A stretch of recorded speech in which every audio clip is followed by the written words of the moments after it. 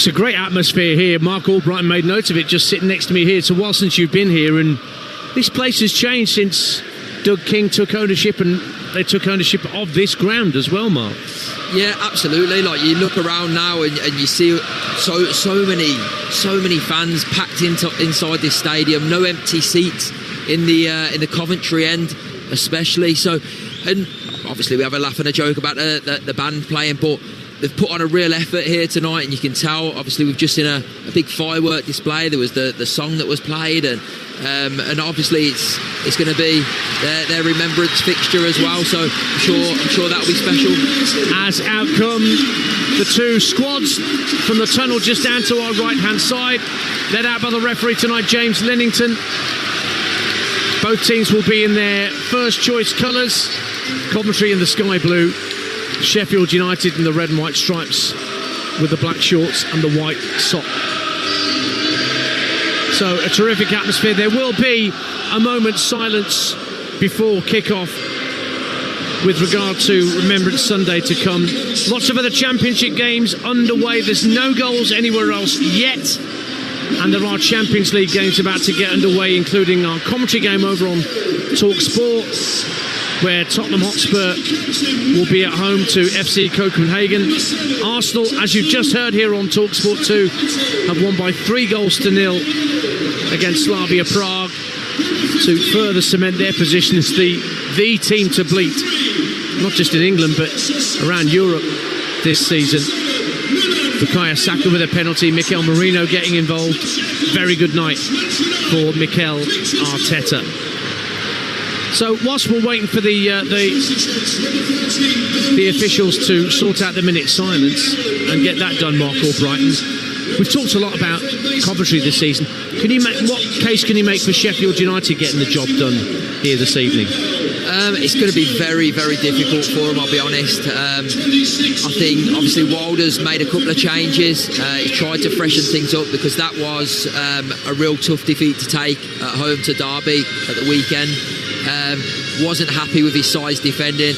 They've conceded 3 in each of the last couple of games now, and if you're going to try and get back up the league, that's not good enough. So they're against a very good attacking force in Coventry tonight, so it's going to be very difficult for them to keep them at bay. We've seen the amount of goals that Coventry are capable of scoring, the fast starts, so they're going to have to be solid today, and that's the foundation that they've got to build on, and then obviously going up the pitch, then they need to affect it there. Well, wherever you're listening to Talksport 2 tonight, you won't necessarily need me or Mark to tell you when Callum O'Hara of Sheffield United gets on the ball, because he will be the pantomime villain, you can almost guarantee it. Stoke City lead at Oxford. That's the first goal of the night in the Championship. Stoke starting the night in third, but now all players mass around the centre circle, and the two captains, Matt Grimes of Coventry and Japhet Tanganga of Sheffield United, just sorting out the coin toss, but they're both holding poppy wreaths which they will shortly lay on the halfway line, and we're about to observe a minute's silence for those fallen in conflicts around the world. We are proud to pay tribute to honour our servicemen and women past and present for their service and sacrifice to our country. We'll do this with a minute's silence before kick-off, which will begin and end on the referee's whistle.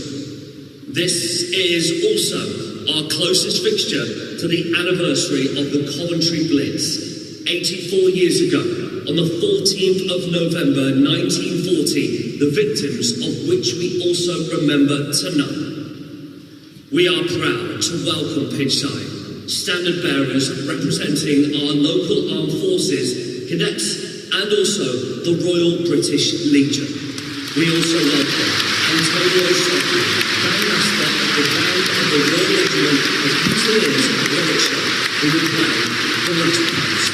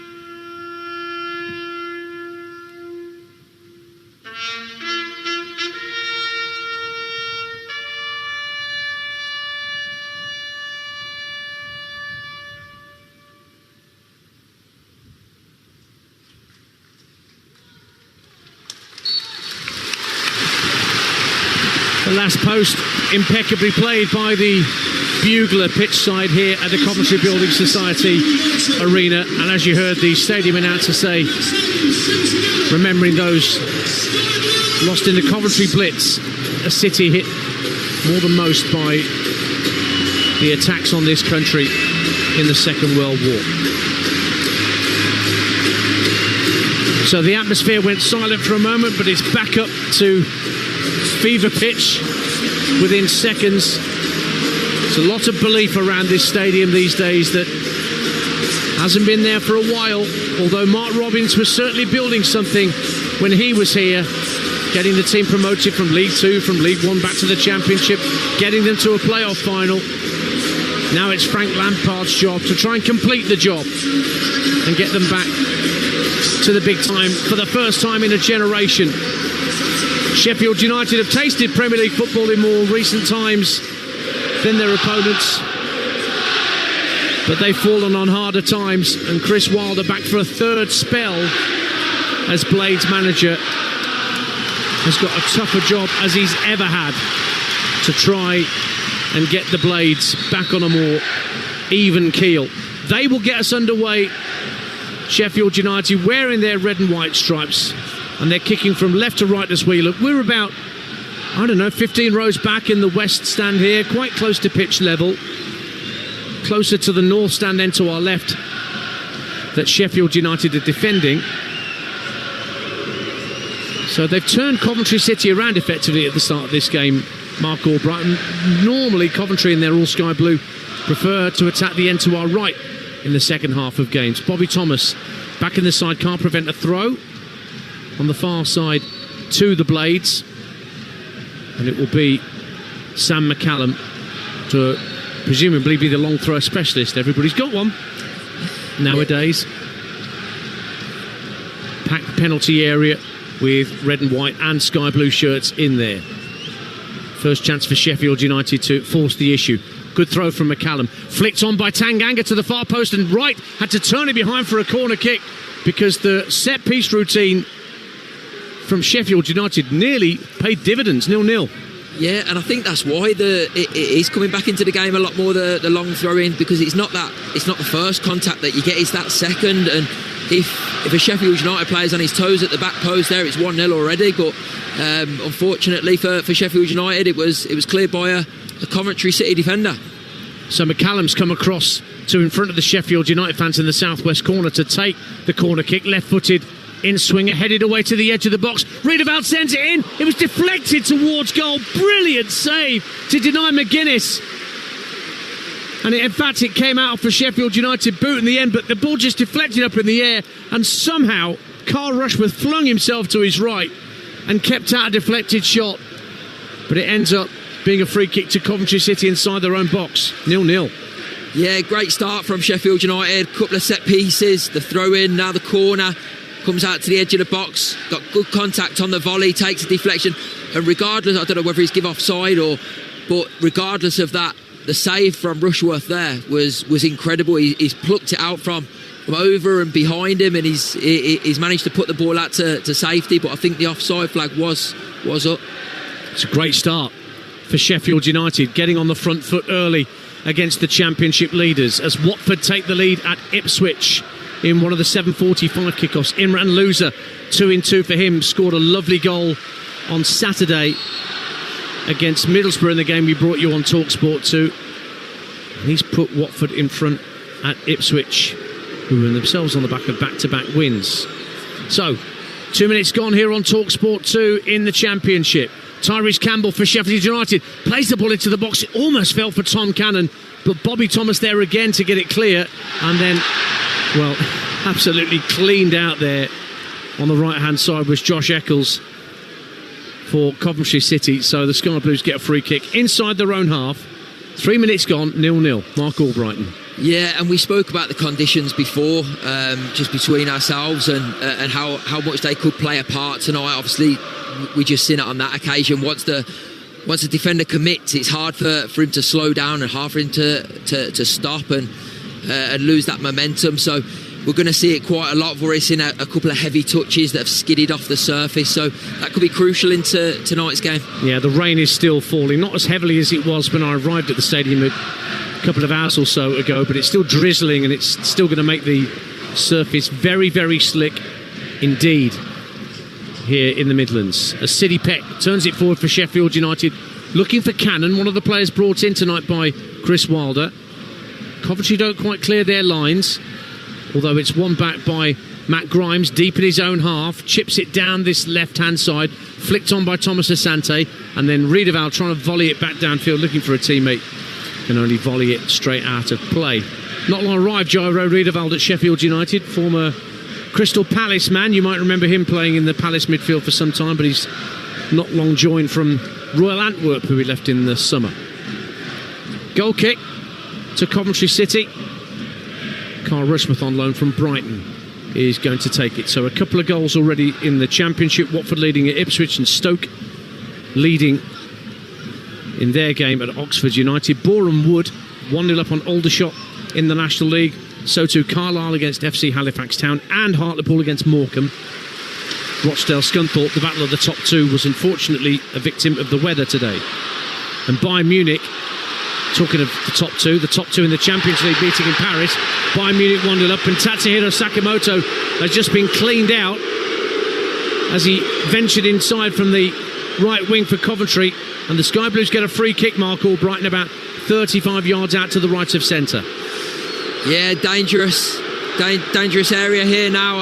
Obviously with Callum O'Hare, he was running back and just took out Sakamoto, and that's going to help his popularity around here, is it? Yeah, he's not adhering himself to the fans even more, is he? But yeah, great chance to put the ball in the box. They've had a little bit of a slow start, but this is an opportunity now for the defenders to come up and like I say, get a ball into the box and try and become a threat.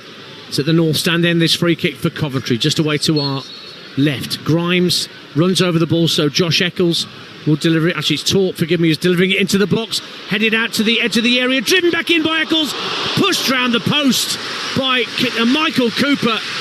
He didn't know much about it because Eccles hit it through a crowd of players, and Cooper did well to shovel it round the post in the end for Coventry's first corner of the game, 0-0.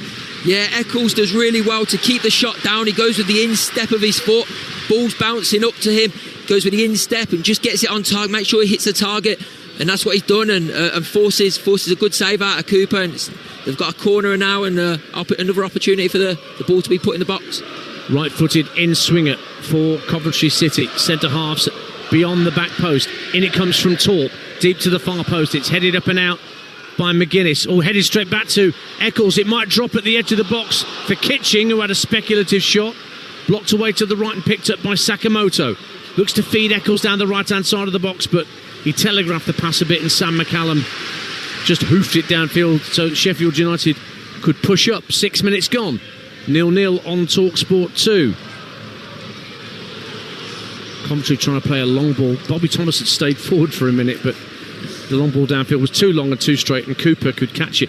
I'm not sure whether he was trying to hold on to that shot from Josh Eccles there, Michael Cooper, but he managed to improvise, sort of shoveling it round the post, and that worked in the end. Ipswich had just equalised against Coventry, against Watford, by the way, 1-1 at Portman Road. Callum O'Hare, told you I wouldn't need to tell you when he was in possession. Got robbed though, so the boos turned to cheers within seconds. You ever been booed as a player? Not from the first week, not as early as this, I don't think. No, maybe a couple of things I've done, maybe from my own fans. But no, never like. I think he expected those big test of his character tonight to come here and still perform. Obviously, his side's not in great shape, but he's coming to his former club who are flying high. So yeah, big test of his character. Can he still get on the ball? Can he still be the player that we've seen over the last few years and have an impact on the game? He didn't sign a new contract. He left on a free. That's what irks the Coventry fans. They didn't get anything for Callum O'Hare when he left in July of last year. Had a really bad ACL injury. 4 goals this season though, matching his entire total for last season. So yeah, Ipswich level against Watford. Jaden Philogene with another goal for him. Scored that hat-trick against Sheffield United in that thumping win that Ipswich got on one of our Friday Talksport 2 games. So those are the goals elsewhere. Ipswich 1, Watford 1 and Stoke 1-0 up at Oxford. Goalless elsewhere, including here at the Coventry Building Society Arena for our Coventry game. Coventry City 0, Sheffield United 0. Coventry in possession, right-hand side. Torp trying to release Wright, who's got onside into the area, but now the flag goes up as he gets into position to try and pull the ball back from the dead ball line. And it ends up being a free kick to Sheffield United inside their own box, 0-0. Yeah, good running from Haji Wright. Makes just goes a fraction too soon, but the idea was right. He tries to bend his run and just get in behind. But Coventry seem the team that want to get the ball down and play. They want to move the ball from side to side and then work the opening. Whereas Sheffield United so far it's been very much direct. Haji Wright has been excellent this season. 9 goals in all competitions. It's a while since he scored though. Sidney Peck goes in for Sheffield United on halfway, trying to divert it forward. Thomas rolls it back to Rushworth. Has to take a touch under pressure from Campbell, but gets a good clearance with his left foot for Coventry up to halfway, but Tanganga comfortably beats Thomas Asante in the air. And now Cannon lofts it forward and Sidney Peck's on the charge up to the edge of the area, but the ball just wouldn't sit down for him and Coventry were able to clear. Yeah, it was unfortunate there. It's a good little knockover from Tom Cannon. He spotted the run of Peck from deep, but like you say, the ball just didn't sit down for him and falls in the defender's favour. Now quickly taken free kick for Coventry. They've worked it out to Sakamoto on the far right-hand side of the field. Van Ewijk has gone ahead of him. Lovely run from Van Ewijk. Good cross into the box, headed away to the edge of the area. But Coventry win it back. It was well cleared by Ben Mee. And then a foul on Sakamoto again in a very similar position to the last Coventry City free kick. 30 yards from goal, I would say. And a good 10 yards to the right of centre. 0-0 the score. Yeah, I would say this one's probably a little bit more inside, fraction more inside, and probably makes it shooting distance. I don't think they'll be trying to cross this ball, but again, it was just rash defending. This time, McCullum, who now gets a booking for Sam McCallum refused to back off when James Lillington, the referee, told him to, and a bit too much back chat saw the Sheffield United wing back into the book. That's all a bit needless from Sam McCallum. Free kick was awarded. He was never going to change his mind. He's going to have to be careful now. Well, on this pitch, any defender is, particularly when you're on a yellow card, as you rightly suggest, Mark. So free kick. Victor Torp might fancy a crack at goal here because it is further in field than the last one. To the right of centre, there is a 3-man Sheffield United wall just inside the 18-yard line. Torp is the only one standing over it. Comes up to the ball, smacks it goalwards, and it's dropped by Cooper, but turned wide on the follow-up by a Sheffield United defender. I think it was Tanganga that got the vital touch, and it ends up being a corner to Coventry. A shot from Torp that was too hot to handle. 0-0. Yeah, again, not convincing from Cooper with his hands. Tanganga, fantastic defending though. Make sure he's first to react and clears the ball, but they've got more defending to do here from this corner. Torp going to take this corner in the northwest corner to our left-hand side. Right-footed in-swinger from the Coventry City number 29. Holds both arms aloft. Strikes the ball deep again to the far post. Looking for Kitching to head it back across, but it was too high for him. In the Champions League, Sporting lead at Juve by a 0-0. And Carlton Morris is at it again for Derby County. Hat-trick at Sheffield United on Saturday. He scored at Pride Park to put Derby 1-0 up against Hull City, but no goals here as yet with 12 and a half minutes gone on Talksport 2. Mark Albrighton's alongside me for the ride this evening. Yeah, it's been an entertaining start already. First 12, 13 minutes of the game. Sheffield United probably had the first couple of minutes, but since then it's been all Coventry. They've had a lot of set pieces, put the ball into the box, tested Cooper in the Sheffield United goal, and I think he'll be disappointed with how he's handled the ball so far. But like we've said, the conditions aren't going to help him. Just up the road at St Andrews, Birmingham City lead Millwall by a 0-0. Pek Sung-ho, it's 2-2 for him. And Millwall, who started the night in a very commanding position in the Championship in 4th, find themselves behind. Sheffield United starting the night in the bottom 3. trying to attack, but Coventry win the ball back. Very calmly done by Josh Eccles, worked it back to his keeper. Long ball up to Thomas Asante, tries to cushion a header back to a teammate, but instead it breaks for Peck. Works it up to Campbell at the edge of the D, tries to drive it straight down the throat of Rushworth. Half a yard either side of the Coventry keeper. That could so easily have been 1-0 to the Blades. Yeah, did well Campbell there to work the opportunity to get a shot off on his left foot, but it's just straight down the keeper's throat, like you say, either side, and I think we're talking about 1-0 Sheffield United, but weren't to be. Comfortable save for the goalkeeper. And it is with Carl Rushworth once again. Cannon puts some pressure on him, so he tries to chip it quickly up to halfway. Poor header from McCallum straight to Eccles, and he tries to feed Sakamoto down the right hand side, but in slid McCallum to put it out of play for a Coventry City throw. Approaching the quarter hour mark, waiting for the deadlock to be broken, but it's been good enterprising stuff from both sides at times. Coventry City having that, I think you might call it the first choice back four back together. That's the back four that Frank Lampard has wanted to use as much as any other.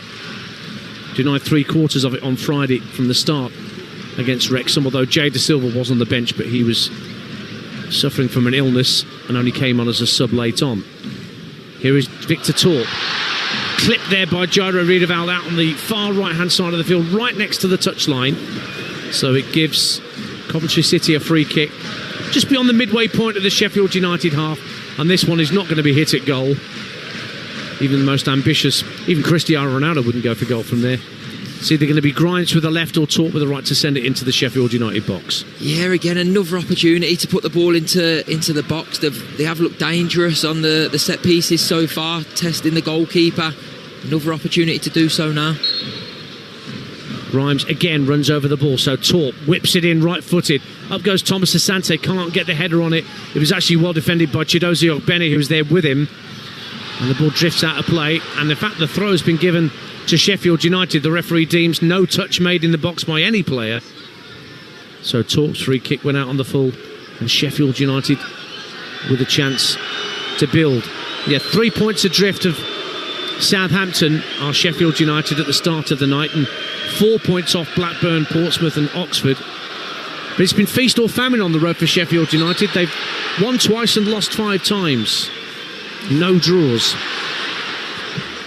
But they've started well enough tonight, Mark. I think Chris Wilder will want to shore up this defence. I think that's cost him a lot of points this season so far, and obviously he's not been in charge for the majority of it, but it seems weird seeing a Sheffield United team without John Egan or Jack Robinson. A Chris Wilder team without them, yeah. Yeah, or Anel Ahmedhodzic, who have all moved on. Yes, absolutely. Sheffield United. So you've got this back three of Tanganga, McGuinness and Ben Mee instead. Yeah, he hasn't got his tried and tested, as he has come into a bit of a new squad that he's got to work with, but he'll still have the same beliefs, he'll still have the same methods, so he'll get these players to buy into that. 0-0 here. Oxford 0, Stoke 2 now. What a start for Mark Robbins at Stoke City this season. They won 3 out of their last 4. And they've gone 2-0 up at the Kazan. Stephen Nzonzi back at Stoke for a second spell. I think that must be his first goal since his return. And Stoke play Coventry on Saturday. That's our 3 o'clock offering on Talksport 2 from the Bet365 Stadium. Here is Bobby Thomas back in his own defensive third. Clears the ball neatly. He finds Van Ewijk still inside his own half, hugging the far right-hand touchline.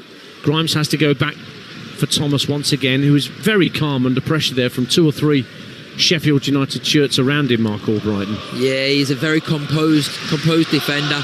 Got Tom Cannon screaming down his neck, chasing him down, pointing at his heels, and he just calmly puts his body in between the player and the ball. Thomas Asante gives it away on the halfway line. It's with Sheffield United, but Campbell runs into a bit of traffic and Coventry win it back again. Van Ewijk just flicks it over halfway, and Hadji right on the right-hand side picks it up. Works it infield to Eccles. Eccles dispossessed by Riedewald. Now O'Hare against his old club, dispossessed by Grimes. The locals love that. Looked like a little push from Riedewald there on a Coventry player, but referee waves play on. Torp brings it away down the inside left channel. Tottenham lead against FC Copenhagen by 1-0. That's live over on Talksport right now in the Champions League. So Spurs ahead after Arsenal won earlier. Brennan Johnson with the goal for Tottenham. Here is Matt Grimes for Coventry City at 0-0. 18 and a half minutes gone at the Coventry Building Society Arena. Kitching finds Grimes once more, just in front of our commentary position. So too Jay Da Silva, who gives it back to Grimes, and they decide to work it back into their own half. As I'm working with one winger legend in Mark Albright and another winger, Dave Bennett of Coventry City of years past, has just walked past our commentary position. What a great player he was for the Sky Blues. And Steve Agricevic, goalkeeper supreme, is sat just behind us as well, working in the media box tonight. Coventry in possession in their own third of the defence. Thomas now works it up to right on halfway, lays it off to Torp, plays a crossfield ball. It will pick out Thomas Asante. Tanganga couldn't quite judge the bounce of it, so Thomas Asante thought about making a run down the left-hand side, but instead he tucks it infield to Eccles. Eccles out to Da Silva, level with the 18-yard line on this near side. Now Grimes puts in a first-time cross, won't reach Sakamoto, headed away well by McCallum for Sheffield United, but it does come out to Sakamoto in the end on that far right-hand side. Take it on McCallum, trying to get inside him into the area. Brilliant run, but then McCallum gets goal side. Then Sakamoto goes down. Coventry recycle the ball into the area. Headed out by McGuinness, comes out to Da Silva. Finds Thomas Asante down the left-hand side of the box. Drives it across, it won't find Sakamoto. Poked clear by McGuinness. And then play on, says the referee, as Eccles goes for goal, and it's straight into the grateful arms of Michael Cooper. Couple of shots he spilled tonight for Sheffield United, but he held on to that one okay. And it stays Coventry City 0, Sheffield United 0 on 20 minutes here on Talksport 2. Yeah, that's better from Cooper in goal. Gathers the ball well. That'll do him a bit of confidence, but you can see why Coventry have scored so many goals this season. That when they attack in numbers. They've got 3 or 4 in the box. They've got another 3 on the edge of the box, just packing everything in. The boys in the middle of the park, you've got Eccles, Torp and Grimes, just constantly want to get on the ball. They're there to pick up any pieces, so you can certainly see where they've had the success. Coventry have scored at least 2 goals in each of their last 7 matches. 36 scored in the league. I mean, they even scored 2 on Friday night when they got beat by Wrexham.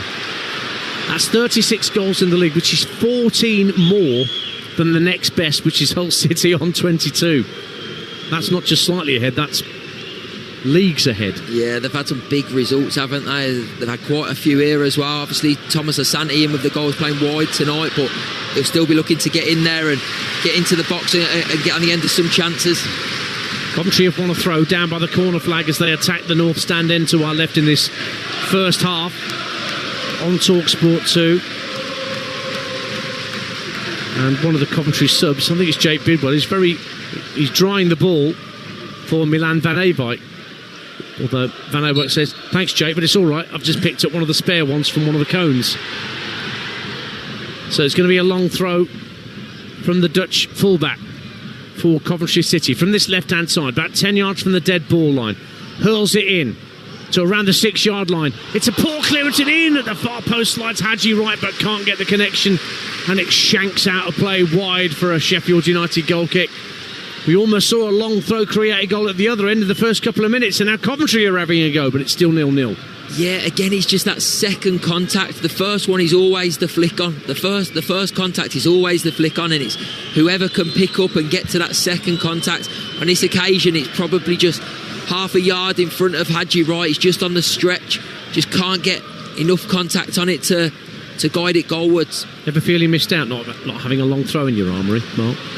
I've actually scored on the recipient end of a long throw, in the Champions League. So as you do. That's my. Who was that? Christian Fuchs, was it? Who was it? That was a guy called Luis Hernandez. He didn't have long with us, but he was impactful when he was there. Blinking he'd have missed it, right? Yeah, absolutely. Throw into Sheffield United, midway point of the first half, still 0-0 on Talksport 2, but it's been a very entertaining game so far. Hope you're enjoying it wherever you're with us on Talksport 2 tonight. Spurs in front over on Talksport against FC Copenhagen. In the Championship, the games with goals: Birmingham 1, Millwall 0, Derby 1, Hull 0, Ipswich 1, Watford 1, and Oxford 0, Stoke 2. Otherwise goalless, including here.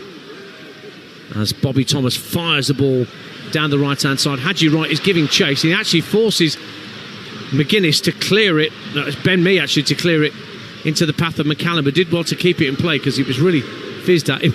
O'Hare gets the briefest of touches and gets the briefest of boos. Another long ball sent up to halfway. Campbell brings it down on the far left-hand side for the Blade. Skips away from Thomas. Good run from Tyrese Campbell. Everything to his right. Tucks it in field to O'Hare. Work back to Riedewald. Now O'Hare again, left-hand side. Gets the jeers from the crowd.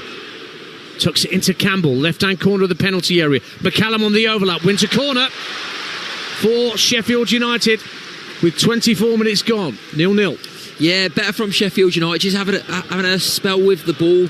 Made a few short passes, just didn't rush anything. Tyrese Campbell just held the ball up well, skipped past his defender, but then come out, recycled it. They've done a lot of chasing, a lot of defending so far. So good to have a spell with the ball, and now again an opportunity for this corner to come in and pile a bit of pressure on. Sidney Peck, who joined late 23 from Brighton to Sheffield United, he's going to take the corner. Raises his left arm, right-footed in-swinger into the near post, flat, headed on and in! Ben Mee has put it away, but I think Sam McCallum may be claiming the final touch. But the leaders are behind once again in the Championship, and Sheffield United's corner pays dividends, flicked onto the near post by Ben Mee, and I think it was Sam McCallum that got the final touch. All that matters is the scoreline is Coventry City 0, Sheffield United 1. Yeah, fantastic for Sheffield United. Like we said, they kept the ball for a bit, worked their way to get that corner. Once the corner comes in, it's not the best ball in the world, it's quite low. Hits the front man, which just so happened to be Ben Mee, flicked it on. Deflection, whether it's McCallum or comes off a Coventry body, not sure. Struggle to see from here, but all that they need to know is it's 1-0 Sheffield United.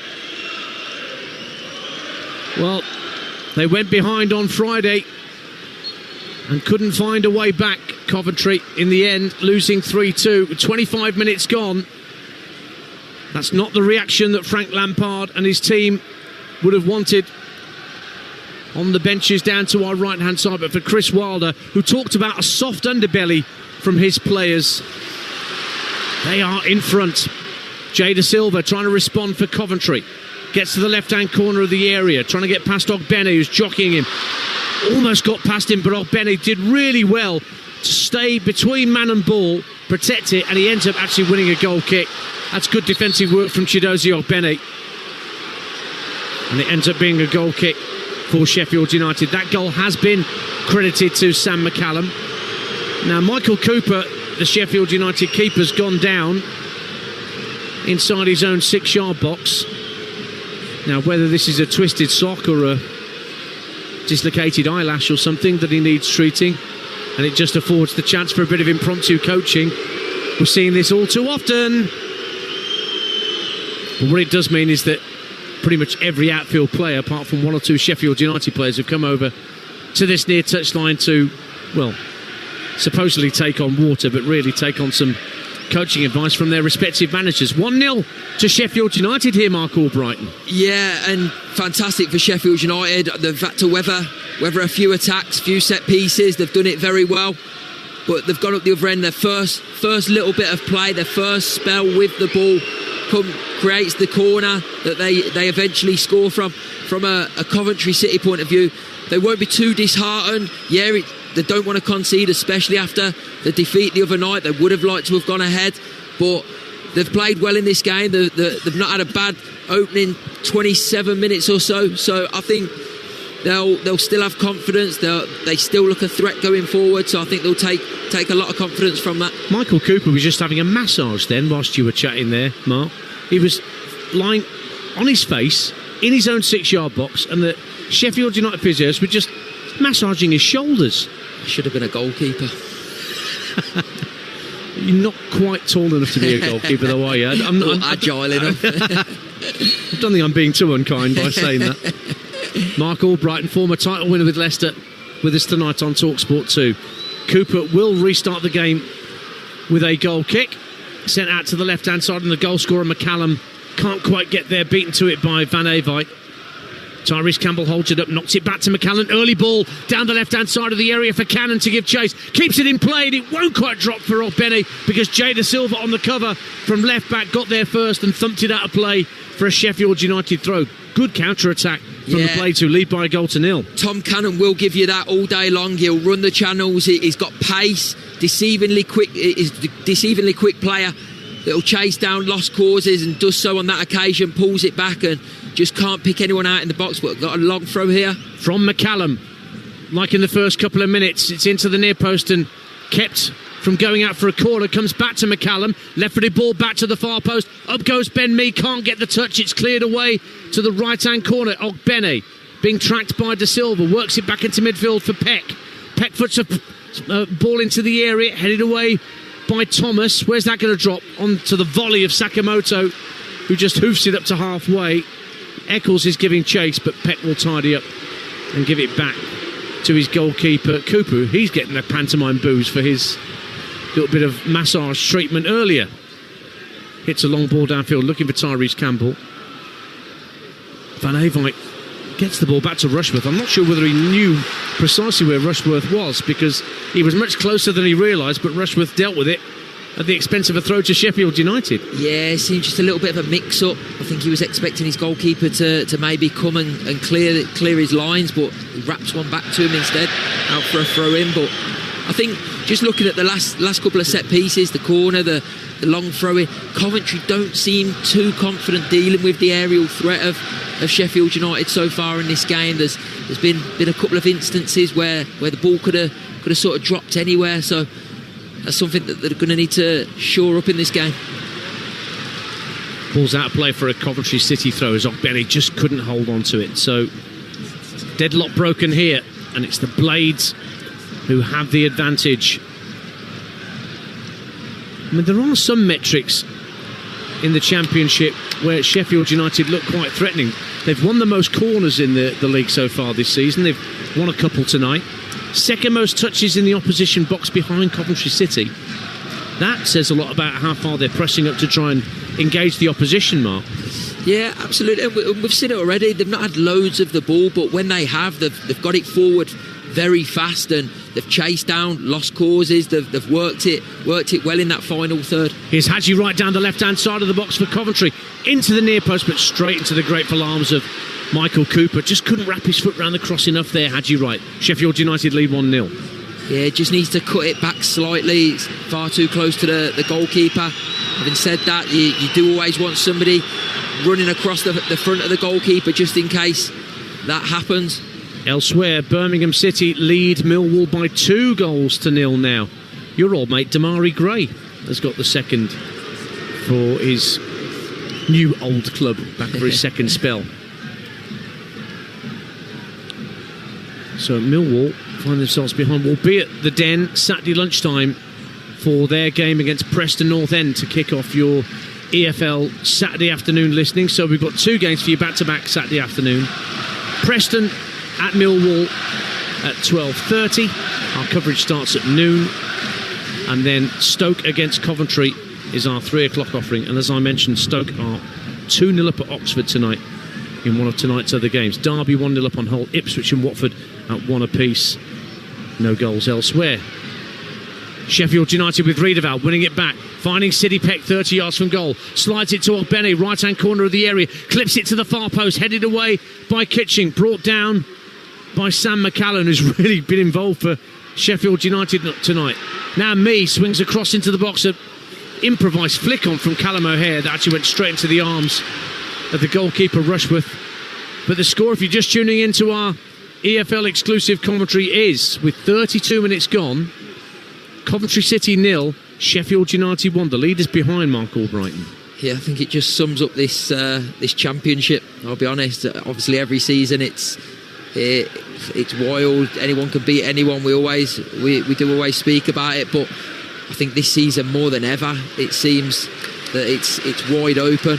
Yeah, Coventry are up there. Middlesbrough are there as well, but I don't think anybody's really running away with it, and the teams that have come down from the Premier League haven't set the world alight. You've got the teams that have come up from League One that are holding their own. So it's a very interesting season in the Championship this year. De Silva into the area left-hand side. Eccles thought about a first-time cross. Feeds it inside to Jay De Silva, who hasn't scored for Coventry and was about 5 yards away from equalising.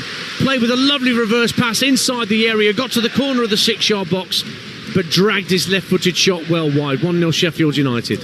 Yeah, it's a good move from Coventry. They need a bit more of that. De Silva driving forward, plays the ball into Eccles, follows his pass and gets the return, and just in the end, just to finish, he just gets a little bit too much of the instep on it and puts the wrong shape on the ball, ends up going comfortably wide, but good opportunity and better from Coventry. Bristol City 0, Blackburn 1. Yuki Ohashi puts Blackburn ahead. Back-to-back wins for Blackburn. Bristol City, who got heavily beaten at Stoke at the weekend, find themselves behind. Juve equalise against Sporting in the Champions League, and Callum O'Hare is flat on the deck on the far side of the field for Sheffield United, who've won a free kick. Yeah, I think Thomas just went over there and he's tried to clear the ball. Again, conditions probably playing a part in it. He misses the ball, goes straight through Callum O'Hare. He's quite a popular tackle with the fans, but concedes the free kick, and another chance to load the box for Sheffield United. Leicester City 1, Middlesbrough 0. A penalty right on half-time from Jordan Ayew, putting Leicester ahead after 3 straight defeats for the Foxes. So a free kick to Sheffield United here at the Coventry Building Society Arena. 10 minutes to half-time.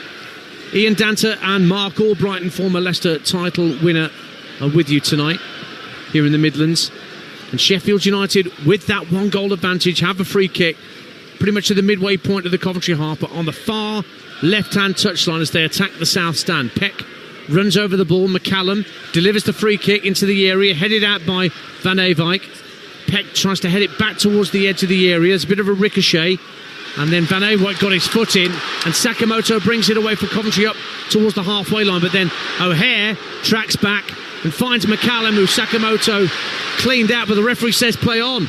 City Peck onside down the left-hand side of the area, puts it into the box, and Campbell ran over the ball. O'Hare teased it to the far post, and up went Cannon and couldn't get a header on it, but that's because a Coventry player flicked it behind for a corner kick to the Blades, who lead 1-0 and are pushing for more.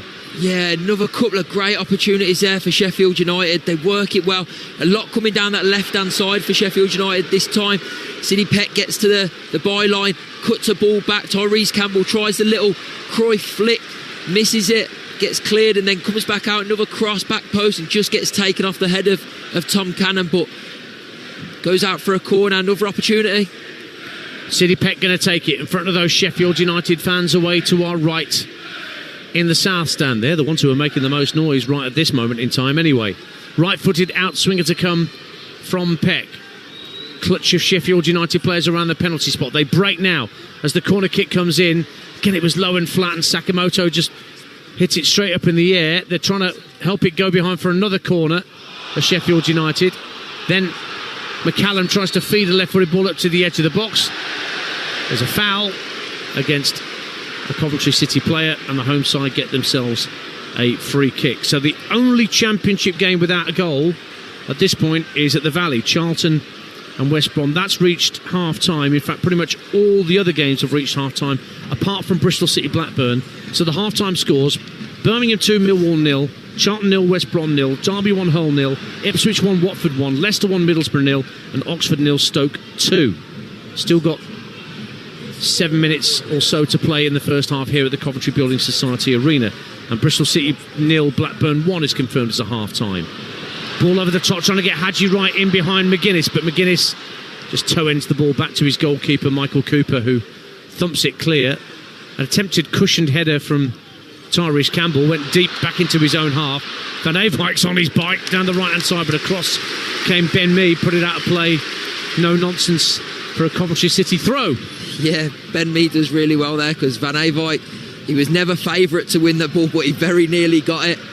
But Ben Mee covers across well, uses all his experience, strokes the ball out for what I call a Scooby-Doo run, where they arch their back when they're running so fast. Like trying to get away from a ghost. Only fast people can do that, I think. So another long throw coming from the far side of the field, the right for Coventry, from Van Eyck. Headed clear comfortably at the near post under no pressure at all by Sam McCallum, whose goal separates the sides here. Here is Matt Grimes, midway point of his own half. Plays a short pass into Torp, who looked for the run of Thomas Asante. He'd come short and the ball went long. And Tanganga, the captain for Sheffield United, has plenty of time to guide the ball back to his keeper. Long ball up to halfway. Good cushion header from Tom Cannon. There's a slip that allows O'Hare a bit of space. To his right now, receiving the ball is Peck. Works it out to Ogbene. Right hand side, chance to run at De Silva. Clips the ball back in field to Sidney Peck. Peck sizing up his options. Turns away from the attentions of Torp. And then it's worked out to me. Now McCallum on the left hand side. Me again. It's always confusing with that surname when you're on commentary. That's why I have to keep calling him Ben Me. Tyrese Campbell down the left-hand side of the area. Drives it against Thomas. Another corner for Sheffield United at the South Stand end. They lead by a goal to nil. Yeah, they're leading and they're growing in confidence as well with every attack. Every time they go forward, they seem like they're playing with a lot more confidence. They're moving the ball. They're playing patient football. But they're finding openings as well in behind this Coventry City defence and also getting a lot of set pieces. So Sidney Peck has gone across to that southeast corner to take this latest set piece for the Blades. Right-footed in swinger.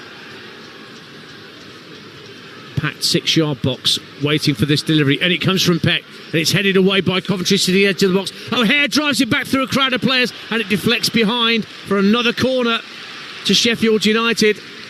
That was on target, I think, when it left O'Hare's boot. It was, yeah. He caught that really well. You can see the contact that he made. He's kept it low. He's got his head over the ball and really struck through it.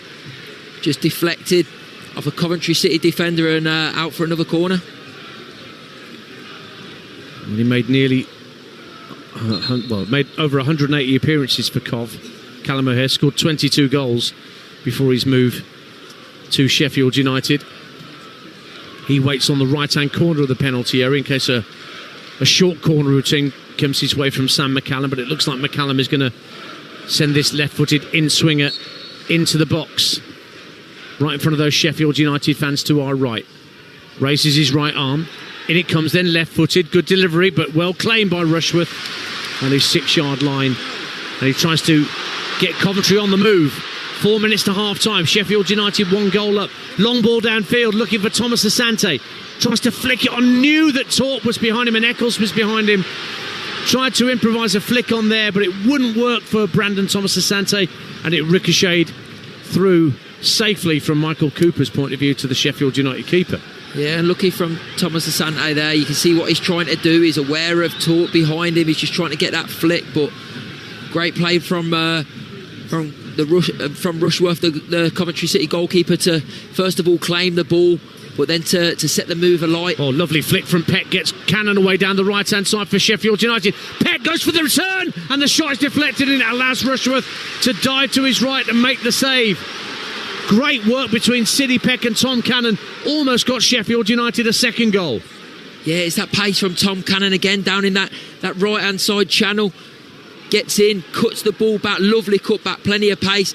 Sidney Peck hits a ball, looked like he caught it nice, but the block from the defender just takes a sting out of it and falls into the hands of Rushworth.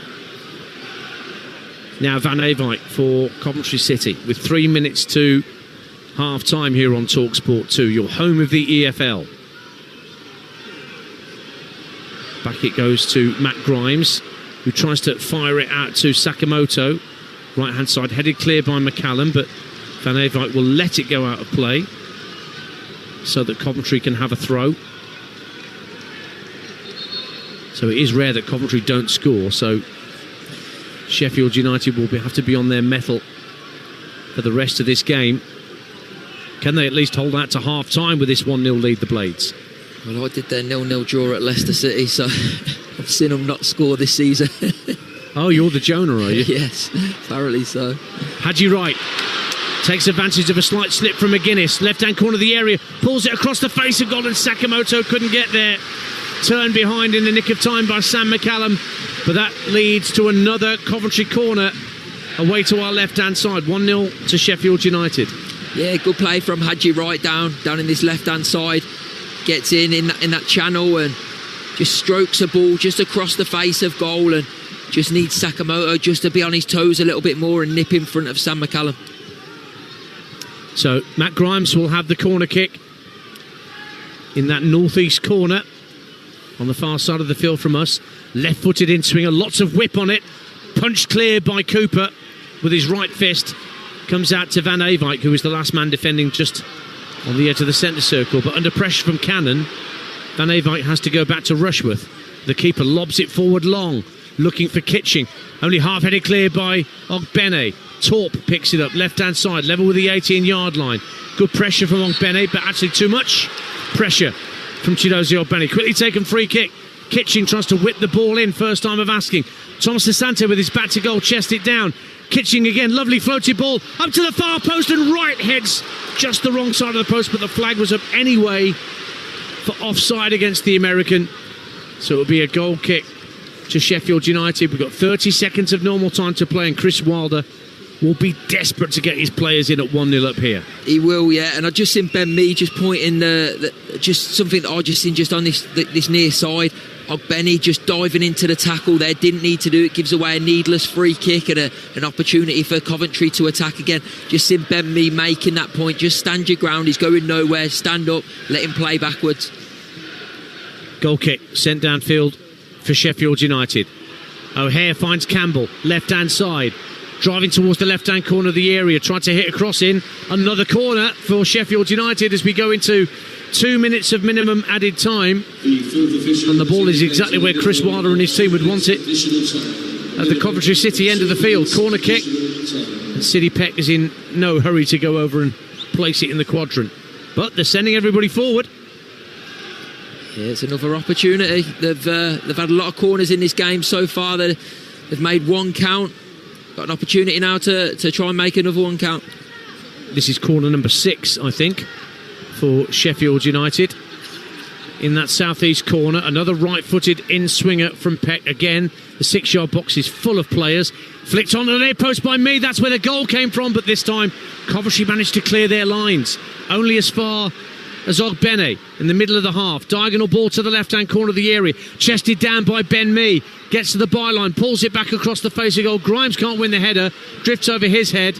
And De Silva trying to bring it clear. Does clear it. But again, only as far as Ogbene.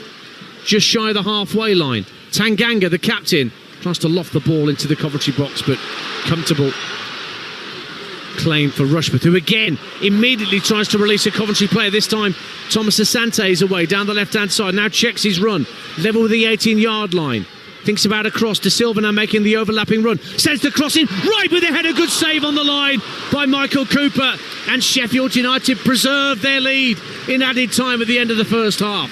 Yeah, fantastic play all round. First of all, Rushworth with the quick thinking, the long ball. Thomas Asante chases it down, checks a couple of times, whips a lovely ball in. Haji Wright does most things right in terms of heading it down back to where it came from, but goalkeeper Cooper is equal to it. He's had more to do, Michael Cooper, you would say, in this first half, but that's not reflected in the scoreline. The 2 minutes of minimum stoppage time are up, so it's now down to our referee, who decides that is enough, and the half-time whistle goes, and Coventry City find themselves behind again in the Championship. Frank Lampard will not vouch for back-to-back defeats going into the game at Wrexham on Friday, but having lost on Friday and their unbeaten record gone, they find themselves behind to Sheffield United. Sam McCallum with the goal of the game from a set piece, swung in from the left-hand side, a flick on at the near post from Ben Mee. McCallum applied the finish right in front of goal. Michael Cooper had a number of saves to make for Sheffield United at the other end, but the Blades have been lively going forward. Mark Albrighton, how do you assess that first 45 minutes? Yeah, well, I think Sheffield United made a very good start first couple of minutes, and then Coventry got back into it for probably the next 15-20 minutes, had a couple of good chances, tested the goalkeeper Cooper, a couple of corners, and then it was Sheffield United that probably got the goal with their first bit of intricate play down the left-hand side, get the corner from that, put the ball into the box. McCallum it is that gets the final touch, scores for Sheffield United, and I think from then on, I think it's been pretty equal. I think Sheffield United have been very good value. They've had their own threat, but Coventry City probably have edged it on probably better chances. All I think is did Sheffield United need to take another one of their opportunities? Are Coventry City, I can only see them getting better in this second half, but I think we've seen enough of Sheffield United tonight to know that they can be a good side when they all put it in and they all work hard and all start playing together, get playing with a little bit of confidence, because they have grew in confidence, and that has shown tonight.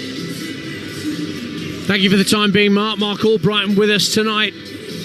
We'll bring you the second half here at the Coventry Building Society Arena. At the break here on Talksport 2, it is Coventry City 0, Sheffield United 1.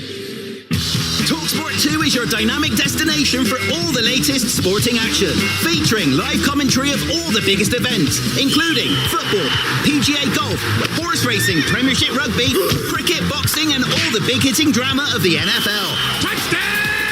Plus, Talksport 2's official betting partner, William Hill, is always on hand with the insight and in-depth analysis you need. Talksport 2 with official betting partner, William Hill. 18+, gambleaware.org. If it feels like your phone hasn't changed in years, maybe it's time to change your phone. Ask more of your phone. Google Pixel 10.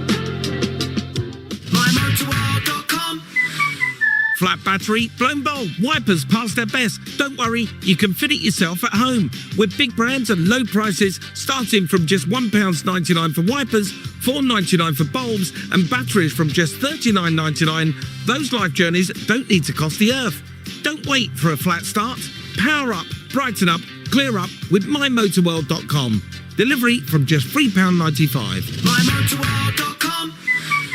There's never been a better time to join Sky. Oh my God. This autumn, for our lowest price, you won't just get all of Sky Sports, with more Premier League and WSL games than ever before. Staggering moments! And every F1 race live. Absolutely epic! You'll also get unmissable entertainment from Sky and Netflix too. We're going to have so much fun. Visit sky.com. Sky. Believe in better. New Sky TV customers only. Requires Sky Stream and relevant Sky TV subscriptions. Minimum broadband speed of 25 megabits per second recommended. 18+. Yes, gang! It's Black Friday time! A little birdie told me Very have some fab deals. Hey, there's Nintendo Switch with Hot Wheels Monster Truck, only £259. And save up to 40% off selected furniture. Ooh, bargain! Shop Black Friday deals plus more time to pay with Very Pay. Shop Very today. Very, let's make it sparkle. Event ends 1st of December. Delivery from $3.99. Get the latest deal drop at Hughes Gray Building Supplies, proud sponsors of professional game match officials in men's and women's football. There's 38% off the Ox Pro Tool Tote Bag, now just $29.99 ex-VAT. Grab yours now in over 230 Hughes Gray branches nationwide or at hughesgray.co.uk. Conditions apply while stocks last, VAT at 20%. There you were, prepping for the perfect date night at home. Love songs cued, cushions fluffed. There was just one thing missing. The food. But look at you now. With Deliveroo, you brought date night home in as little as 25 minutes. Their favourite pasta from the local Italian, nailed it. Or the perfect wine from your favourite supermarket, order it in. Deliveroo, now just got even better. Subject to availability, delivery times vary. See in-app geographical restrictions, service and delivery fees and terms apply. 18+, drink responsibly. At Morrison's, we've been stocking up on a Christmas favourite. So you can buy a box of 24 Ferrero Rocher for just £5.50 with your More card. It wouldn't be Christmas without them. Morrison's, making more of Christmas. Majority of stores, offers and prices may vary online, and Morrison's Daily More Card app required. 18+, £11 without More Card. Ends 16th of November. Talksport 2, official broadcast partner of the EFL. All the breaking big sports news, live football scores and interviews. There's transfer fees and injuries, even full match commentaries. The Talksport app. Hear, watch and scroll unbeatable content from the world's biggest sports radio station. Whenever you want, wherever you want. Available from the App Store now. Terms and conditions apply. It's another massive day of football action here on Talksport. So let's take a quick look at today's pedigree lineup. Making up the midfield now are Bruno Fernandes, Jack Grealish and St Bernardo Silva. Best in show football coverage on the radio station that's the absolute dogs. Oh, superb tackle. Let's have a look who's up front. Collie Watkins and the legendary Rabies Parlour. Scratch and sniff radio. And he blows his whistle. Talksport. And finally, their gaffer, Pep Guardiola. It's the totally immersive football experience. Right foot it. Oh, what a goal! EFL Live on Talksport 2. Right-footed in swinger into the near post flat. Headed on and in! Ben Mee has put it away, but I think Sam McCallum may be claiming the final touch. But the leaders are behind once again in the Championship, and Sheffield United's corner pays dividends. It's wild. Anyone could beat anyone. We do always speak about it, but I think this season more than ever, it seems that it's wide open. Half-time score here at the Coventry Building Society Arena on your home of the EFL Talksport 2 is Coventry City 0, Sheffield United 1. Ian Danta here with you. Michael Bryant alongside me for the ride as well, the former Leicester title winner. Let me run you through the latest scores in the Championship, because all the other games tonight in England's second tier are into the second halves already. Birmingham City have just scored a third against Millwall, 3-0 up. Alex Cochrane, the left back, getting the third for the Blues. And Hull City have just equalised against Derby County. That's 1-1 at Pride Park. Joel Ndala equalising for the Tigers. Elsewhere in the second half, it's still Bristol City 0, Blackburn 1, Charlton 0, West Brom 0, Ipswich 1, Watford 1, Leicester 1, Middlesbrough 0, and Oxford 0, Stoke 3 now. Lewis Baker has scored again for Stoke City. They are 3-0 up at the Kazam. And here, as we mentioned, Coventry 0, Sheffield United 1. Burton have just taken the lead at Rotherham in the League One game tonight. In the National League, Bournemouth 1, Aldershot 0, Carlisle 1, FC Halifax Town 0, Hartlepool 1, Morecambe 1, and Yeovil 0, Wealdstone 0, Rochdale Scunthorpe. The top two were meant to play tonight, but that's been postponed. In the Champions League, Arsenal won 3-0 earlier at Slavia Prague. You heard it live on Talksport 2. It also finished goalless between Napoli and Frankfurt in the early game. These are half-times in the 8 o'clock kickoff. Atletico Madrid 1, Union Saint-Gilloise 0. Bodo Glimt 0, Monaco 1. Juventus 1, Sporting 1. Liverpool 0, Real Madrid 0. Olympiacos 1, PSV 0. PSG 0, Bayern Munich 2. But Luis Diaz sent off right on half-time for Bayern Munich, despite them being 2-0 up. And live on TalkSport right now, it's half-time. Spurs 1, FC Copenhagen 0. It's a busy week of action down on the TalkSport network, and it continues tomorrow evening with a Champions League triple header. Down the right-hand side of the box for Rico Lewis, across the face and goal, and guess who? Erling Haaland rifles it home. I can't think about records I can break. That's the last thing I think of. I try to help the team win football games. And Brandner's picked it up, and Livramento's the only player back. He sends it towards the goal and scores on the breakaway. He's been the star man all night for Borussia Dortmund. It's come out to Moises Caicedo. Oh, he's rifled it in. What a strike! Chelsea have surely won it. Samata playing him in, Gordon rolling it in. It's Barnes!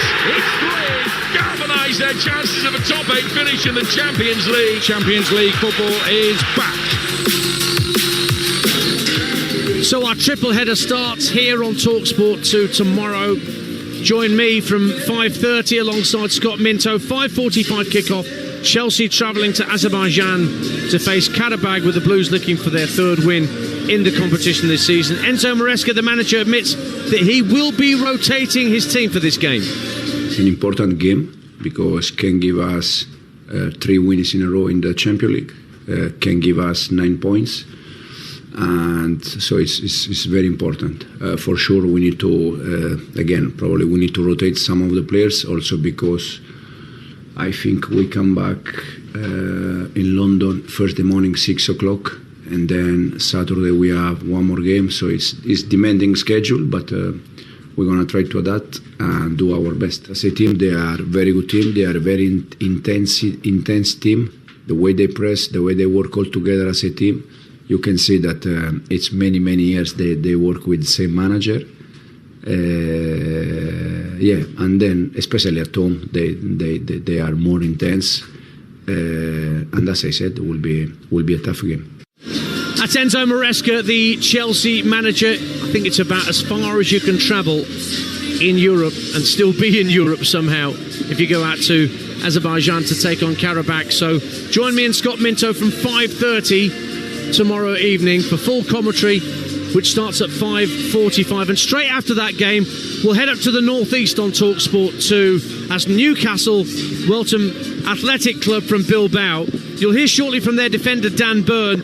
But first, here's the boss, Eddie Howe, who admits his side will need to be miles better than their recent showing at West Ham on Sunday. Well, I don't think they owe me, because I think I'm very much included in that bad performance. So I look at it that way, that we're all together and we all have to deliver better. So very focused on trying to do that with the players. Yeah, I think there's always a feeling of frustration, different emotions when you play that way. That you then try and use to your advantage for the future. And as you say, historically we have usually responded pretty well. We've tried to use performances like that as a catalyst for better, to try to learn from the experience. It's not the first time it's happened, it won't be the last. It's when you're in this game, especially with the amount of games we have to play, there will be dips in performance, but it's controlling that. And as I've said many times, even when you don't play well, you can still win, and we didn't deliver that aspect at all well. The first year that we made the Champions League, we were probably more of an underdog, and teams probably didn't respect as much as they probably should have. I think you probably saw it with Notts Forest last season. I think you just expect to turn up and beat those, and I think we were always like quite ugly and bully teams, and that was the way that went about it. But I feel like as you progress and want to push on, you move away from that, because you bring in better quality players and you play a different football. But I think there's always a place for that in the game. Like Arsenal, for instance, are quite good at doing that, but are also playing very, very good football and top of the league and performing well. So I think it's important that you can mix games up sometimes, and I think like possibly sometimes we might be, especially on Sunday, been a little bit too nice when we could have sort of maybe been a bit more compact and been a bit more resilient. Eddie Howe and Dan Burn ahead of Newcastle's game against Athletic Club. Full commentary on that one tomorrow night on Talksport 2 from 8 p.m. Mark Wilson and Dean Ashton will be up at St James Park for you. I'll be listening to that after I'm finished commentating on Karabakh against Chelsea. Now, a reminder, we're here at the Coventry Building Society Arena, about to bring you the second half of Coventry City 0, Sheffield United 1. We are your home of the EFL. You would hopefully know that by now. Every Monday from 6 p.m. in the evening you can hear EFL All Access with Hugh Wozencroft, and every Thursday evening from 5 we bring you the EFL Fan Network, hosted by Dan Fudge, big Sheffield Wednesday fan. He's joined by dedicated club podcasters to discuss all of the big stories surrounding their team. If you miss either show, they're available as a podcast. Just look for those on the Talksport app or wherever you get your podcasts, so you can listen back wherever you get your podcasts to shows like that. Now, change being made by Sheffield United, and maybe I was doing Michael Cooper a little disservice saying he needed a massage in the first half, because he has gone off at half-time, and Adam Davis, who made 3 championship appearances last year, the Welshman, in goal, is coming on at the start of the second half for a Sheffield United change, Mark Albrighton. Yeah, we did see him go down, didn't we, Cooper? And obviously there was a little bit more in it than what we first thought. Well, what I thought, you were quite quiet on it, in fairness. I tended to agree with you. We see it so often now, don't we, where teams have a bit of a time-out during a game, and it's usually the goalkeeper that goes down. Well, it also looks like Coventry have made a change as well. Is that Mason Clark that's just come on? Yeah, Mason Clark is on. And Coventry City will now be attacking the south stand end to our right-hand side, where the Sheffield United fans are, as well as Coventry fans. Coventry in their all sky blue, Sheffield United in the red and white striped shirts, black shorts, white socks, and Milan van Ewijk is going to take this throw from the right-hand side into the box, looking for a flick on. Kitching trying to get the flick on. Hadji Wright tried an overhead kick, blocked out to the left-hand side of the area, where Victor Torp will recycle it into the box. Again, just drops over the head, and then Van Ewijk tries a shot, blocked away. Thomas brings it down inside the area, right-hand side, goes for the far post, and it's headed away by the Sheffield United back line, and goes out of play for another throw on this near side. Minute gone in the second half, and Coventry City trying to mean business at the start of this second period. It's Josh Eccles that made way for Mason Clark, by the way. He's definitely something that Frank Lampard would have touched on. It needs to be a fast start. They need to start showing a little bit of urgency, and that starts with the first whistle of this second half, and they have done that. They've got another throw in here. Van Ewijk again hurls it into the near post. Sheffield United get it headed clear, and McCallum hoofs it down towards the halfway line. I'll give you the lineups in just a minute, but Coventry is still attacking. Thomas Asante can't latch onto a loose ball. Thomas heads it into midfield, kept alive by his fellow centre-half Kitching. Now Grimes at the edge of the centre circle, works it left for Kitching. The rain starts to intensify at the Coventry Building Society Arena. Ball clipped in by Mason Clark, flicked on by Wright to the far post. Sakamoto can't get there. Van Ewijk picks up the loose ball, swings it into the box, headed away by Ogbene, back defending for Sheffield United. It's like it's the 90th minute, not the 47th, the way Coventry are piling forward in numbers here, trying to get the equaliser. Grimes slides it out left for De Silva, puts the ball into the box, up go the heads, flicked away by McGuinness. O'Hare trying to get there first for Sheffield United, but he can't, it's out of play. And it's going to be another Van Ewijk long throw hurled into the United box. Fantastic start from Coventry. Fantastic start, piling the pressure on. This is what they needed. This is what the fans needed to see coming out in this second half. Another chance to hurl a ball into the penalty box. Van Ewijk to take it from this right-hand side. Coventry attacking the south stand end. In it comes from Van Ewijk. McCallum gets the free head to it, heads it straight back to Van Ewijk, who's come in field 5 or 6 yards, and then wins another throw off McCallum, who came out to engage. Tries his ball on the jersey, and then actually takes one from a cone from the ball boy, so he can get a bit more purchase with this next throw. In it comes again then from the Coventry fullback. More of a looping delivery this time. Drops at the edge of the area. Sakamoto! Coventry are level.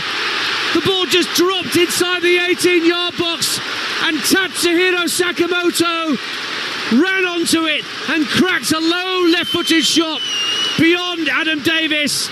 And his first job, coming on as a substitute, the goalkeeper, is to pick the ball out the back of the net. And Coventry only needed 3 minutes to get themselves level at the start of the second half. It's Sakamoto on the mark. Coventry won, Sheffield United won. They only needed 3 minutes, but they've been absolutely brilliant for them 3 minutes. They've piled the pressure on. They've not let Sheffield United get a grip in this second half as of yet. And the ball comes in, long throw, drops in no man's land, and Sakamoto is the first one to react, pounces on it, left-footed, low into that bottom corner. Coventry level. That's 3 in 3 for Tatsuhiro Sakamoto. Scored a beauty at Wrexham. It ultimately meant nothing in the grand scheme of things, but a beautiful finish all the same. And that's a very important goal, as Coventry really trying to pile the pressure on. Thomas Asante now playing in field, which he's been really enjoying doing in recent weeks, with Mason Clark on the field. The free kick has been given to Sheffield United. So all square here, and we're yet to reach the 50-minute mark. And so Frank Lampard's half-time team talk did the trick, Mark Albrighton. So at least it seems to have done. It does, yeah. And this is where Sheffield United have just got to be a little bit careful now. Watch the game doesn't get away from them, and because Coventry do look like they mean business in this second half. They do look like they've come out with a little bit more purchase on their performance, and Sheffield United need to get the ball down. They need to settle and get back to playing the way that they did in that first half for the majority of that. Here's O'Hare lobbing the ball into the area. Campbell trying to get onto it. Brilliant clearance from Bobby Thomas. Just got a foot round and somehow managed to divert it away as Tyrese Campbell was running toward the 6-yard line, waiting to pull the trigger. Superb defending from Bobby Thomas. Last-ditch stuff, 1-1. Yeah, it looked like Tyrese Campbell was just waiting for the ball to drop just so he could volley it home. Bobby Thomas does everything. Crossing from McCallum from the left-hand side, looking for Campbell again. Thomas gets there first for Coventry. And then Riedewald can only head the ball straight out of play. Listen to this place. They are making a racket now, believing that Coventry have the wind in their sails at this point. It's 1-1 here. Tottenham are 2-0 up on Copenhagen, live on Talksport right now. Wilson Odderbear with the second. Coventry's home form improving then. It's not quite what it wants to be in the Premier League, but in the Champions League it's a bit more like it. Good flick on from Thomas Asante as Haji Wright brings it clear for Coventry. Up to the edge of the area, feeds Mason Clark down the left-hand side, cuts onto his right, then onto his left and fires wastefully over the bar. Got right underneath it. And it goes sailing over the crossbar into the Coventry fans, actually into the empty seats in between the Cov and Sheffield United fans at the south end. And it's a goal kick to the Blades. It's 1-1 on TalkSport 2. Brilliant start to the second half, Mark Albrighton. Yeah, a lot better from Coventry, certainly. Even on that occasion, ball gets cleared and it's Thomas Asante, like you say, in that more central position. Flicks the ball on to Haji Wright.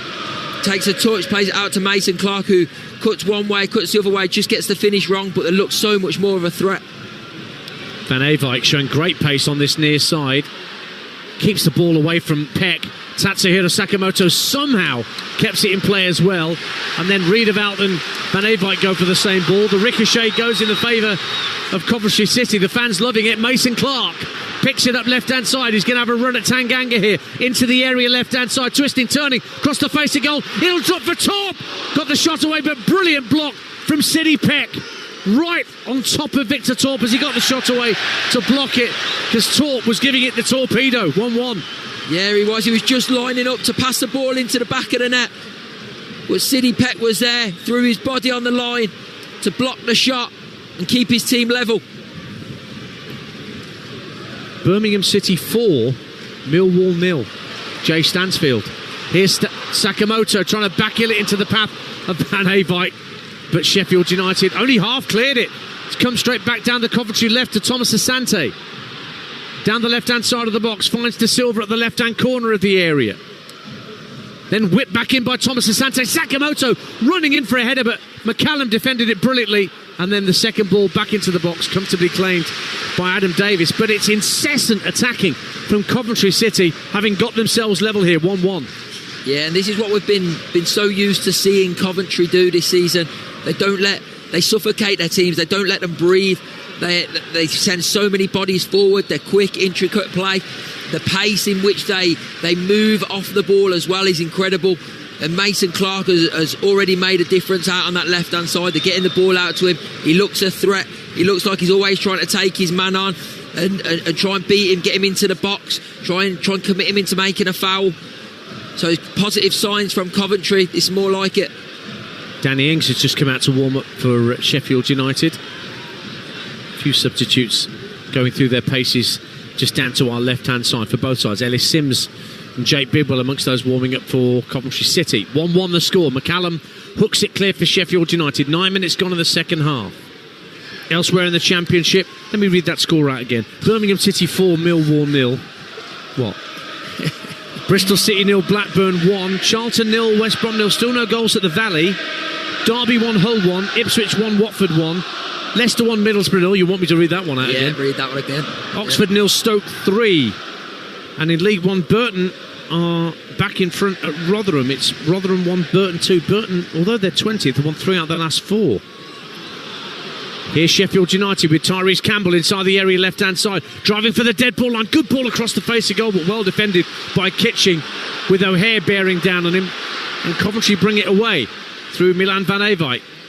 That's a poor crossfield ball. It's going to skip out of play for a throw. I think he was looking for Thomas Asante, but played the ball behind his teammate. There's no way he's going to reach that as it skips off the greasy surface and out for a throw. 10 minutes gone, second half. I'm enjoying this, 1-1. Yeah, fantastic game. I thought even the first half, I thought both sides give a good account of themselves. I thought Sheffield United were really good value.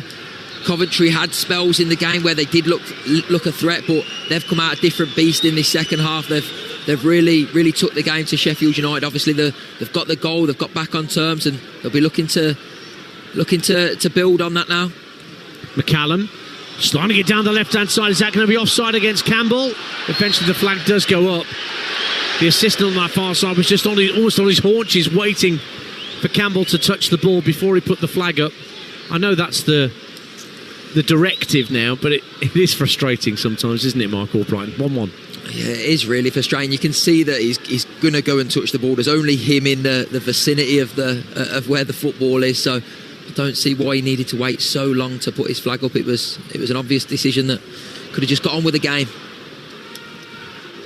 1-1. Torp runs into Ogbene and he brings it away for Sheffield United down the far side of the field. Sheffield United attacking the north stand away to our left in this second half. We're sat about 15 rows back in the west stand here, getting a bit wet on this damp night. It's not that cold though, but it is wet. It is very wet. It's that drizzly wet. It soaks you through. That's the one. Our paper towels are wet. Our blue roll that we've wiped our table with tonight. Oh, yeah, we need to wipe it again. Wiping it every 5 minutes. Here's Victor Torp gliding through central midfield, out to the left-hand side of the area, and Efron Mason-Clark again cutting in on his right-hand side, finds Torp again at the edge of the area, tries to get a shot away, blocked by Peck. He just fires it downfield. Cannon and Campbell giving chase, but Rushworth out to the just outside his 18-yard box, and he finds Matt Grimes. Grimes passes right for Van Eyck. 1-1 on Talksport 2. Coventry having pretty much all the play in this second half. Sakamoto got them level. Right hand side, twisting and turning. Gets the cross in to the edge of the area. Half volley cleared by Peck, and it will pick out Campbell. Brings the ball down on his chest. There's no support with him at the moment, although Cannon's now trying to join in as Campbell looks to outpace Kitching, but Kitching gets a foot in and Coventry can bling it clear. 1-1. Yeah, Kitching did really well there. He just delayed Campbell, delayed him, and there was no support up with Campbell, so he had to go down the outside, but he delayed him. Then when it was time, he just got his foot in and made the tackle. Now Van Eyck for Coventry near the right-hand corner of the penalty area. As the Sky Blues come forward, but he's forced back by O'Hare. Into the centre circle it goes for Bobby Thomas, who missed the game at Wrexham with a calf injury. Jack Rodoni's been out with a calf injury for quite some time for Coventry City, but they haven't missed him, and you think that they might have missed him because he's been probably one of the players that's really trained on most under Frank Lampard. Yeah, I think that just shows the quality of the squad that they've got. Coventry, I think I did a game earlier against Leicester in the Championship, and we just watched this. As Mason Clark jigs down the left-hand side, gets to the dead ball line, being tracked by Tanganga, works it back to De Silva, level with the 18-yard line. It's fed infield to Victor Torp, who just runs away from the penalty area for the moment. Leaves it for Liam Kitching. Kitching strokes it back out to the far left-hand side, and De Silva now taken over by Mason Clark once again. Second half substitute for Coventry City. We're approaching the hour mark. 1-1.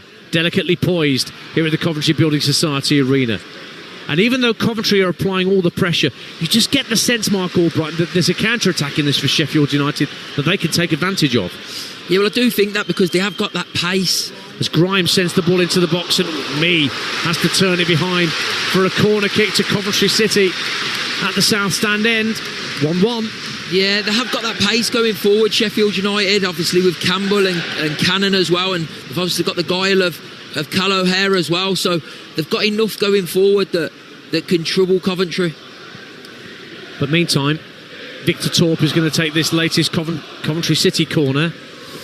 Be a right-footed in-swinger from the far side of the field, the southeast corner as we look from our position in the west stand. Again, a very populated 6-yard area as Torp swings a high looping centre to the far post. Oh, when Bobby Thomas beats Adam Davis to the ball, and Coventry City have turned it around. They've scored 2 goals in a game again, and now they lead as they look to bounce back from Friday's defeat. Bobby Thomas back in the side and gets back amongst the goals. It's Coventry 2, Sheffield United 1.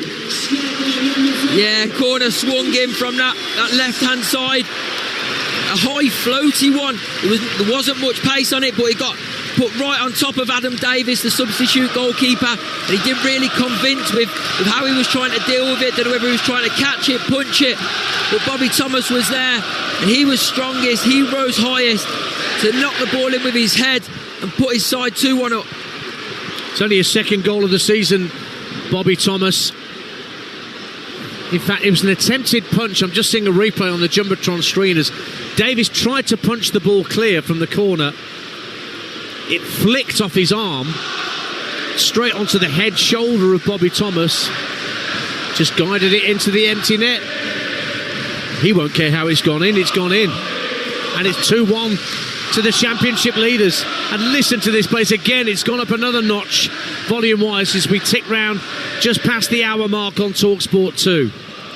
Now, over to Chris Wilder. What does he do to combat this?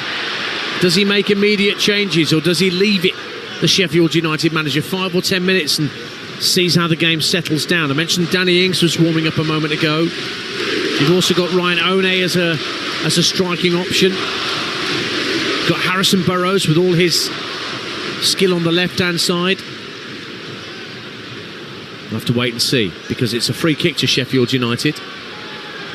Sidney Peck runs over the ball just inside the Cov half. This McCallum swings it into the box. Up go the heads of the far post and it's put wide by Ben Mee. Actually came off a Coventry boot.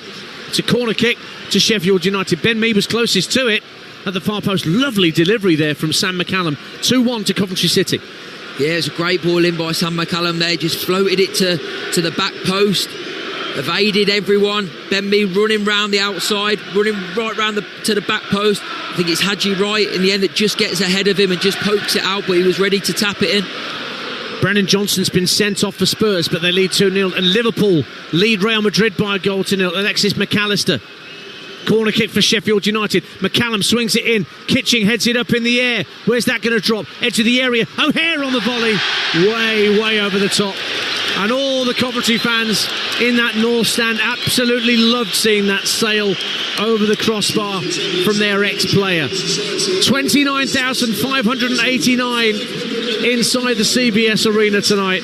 And the vast majority of them right now are ecstatic because it's 2-1 to Coventry City, having come from a goal behind. Mark Albrighton. Yeah, I'm not so sure it was just the North Stand that was celebrating that shot there from Callum O'Hare.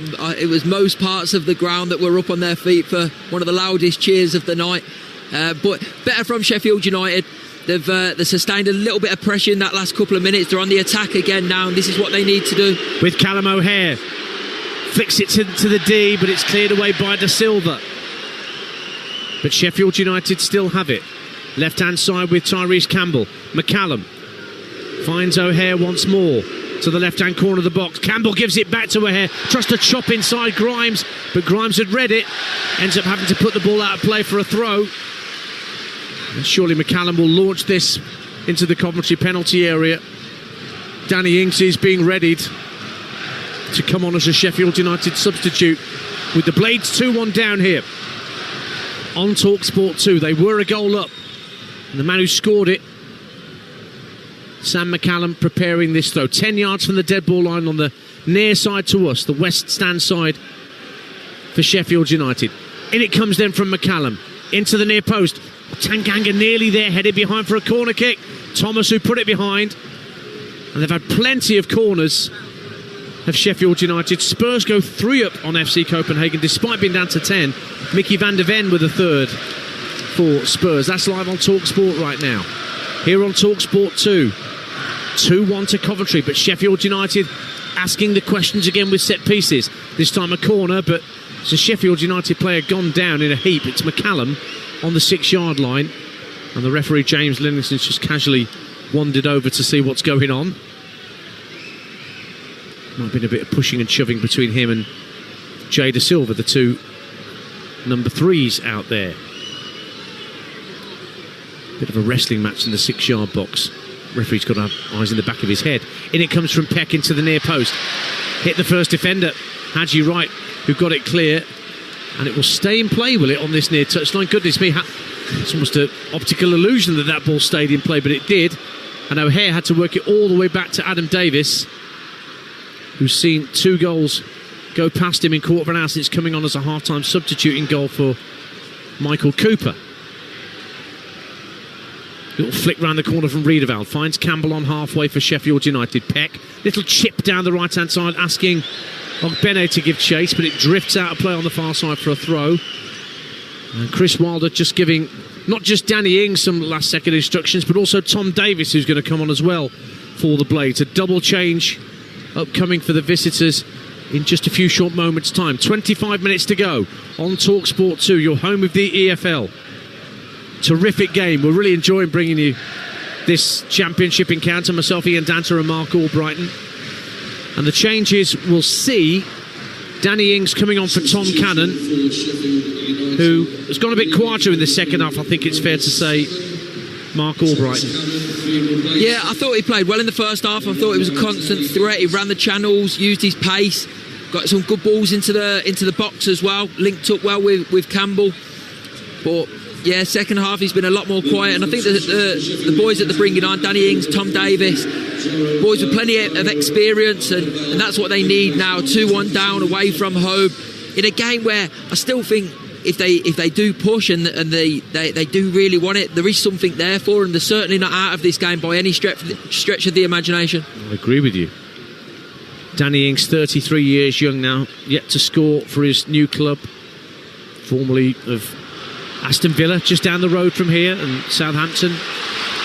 Here come Coventry though, 2-1 up and pushing forward with Van Eyck. He was looking for Sakamoto, but Sakamoto didn't know the ball was being played to him down the Coventry right, so O'Hare brings it away, plays it up to the halfway line and finds Ogbene, just jinks inside to Silva.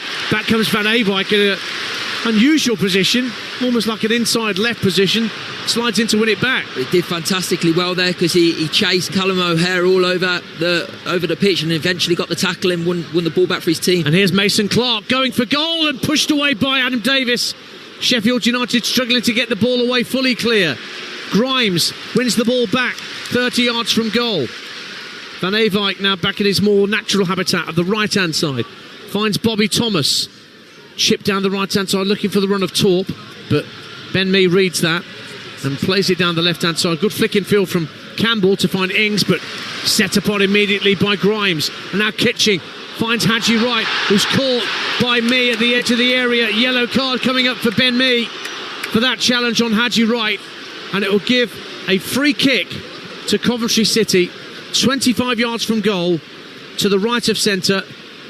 Surely a left-footed player is going to want to have a strike on goal from that position. 2-1 Coventry lead. Yeah, and what we'll say about the substitutions as well, it's going to be very hard to get into the pace of this game straight away, because it is very frantic, it's very fast.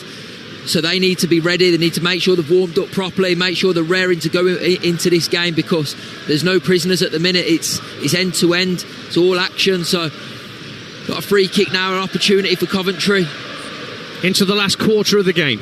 Coventry City 2, Sheffield United 1. 2 goals in 15 second half minutes, getting Coventry in front from being behind at the break. Victor Torp standing over this free kick. It's to the right of centre. There's a 4-man Sheffield United wall standing just inside the 18-yard box. Torp's going to have a crack at goal here. Adam Davis standing just to the right of the centre of the goal. Torp went for the near post, and it hits the post behind the goal and ends up being a goal kick for Sheffield United. Just over 20 minutes then for the Blades to try and prevent a third successive defeat. And Adam Davis clears the ball right-footed, looking for Danny Ings, who backs into Kitching. Kitching gets the ball headed clear, but Tom Davis latches onto the loose ball with his familiar mop of blonde hair, but he's dispossessed by Victor Torp.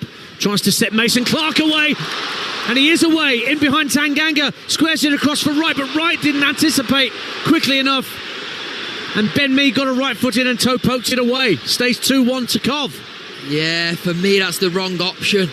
since he's come on, he's been fantastic. Mason Clark down that left-hand side, cutting inside into the box, trying to get his shot off, trying to get crosses in. On this occasion, he just tries a little 2 or 3 yard pass to the right-hand side to Hadji Wright, and I think it's just that little bit too intricate.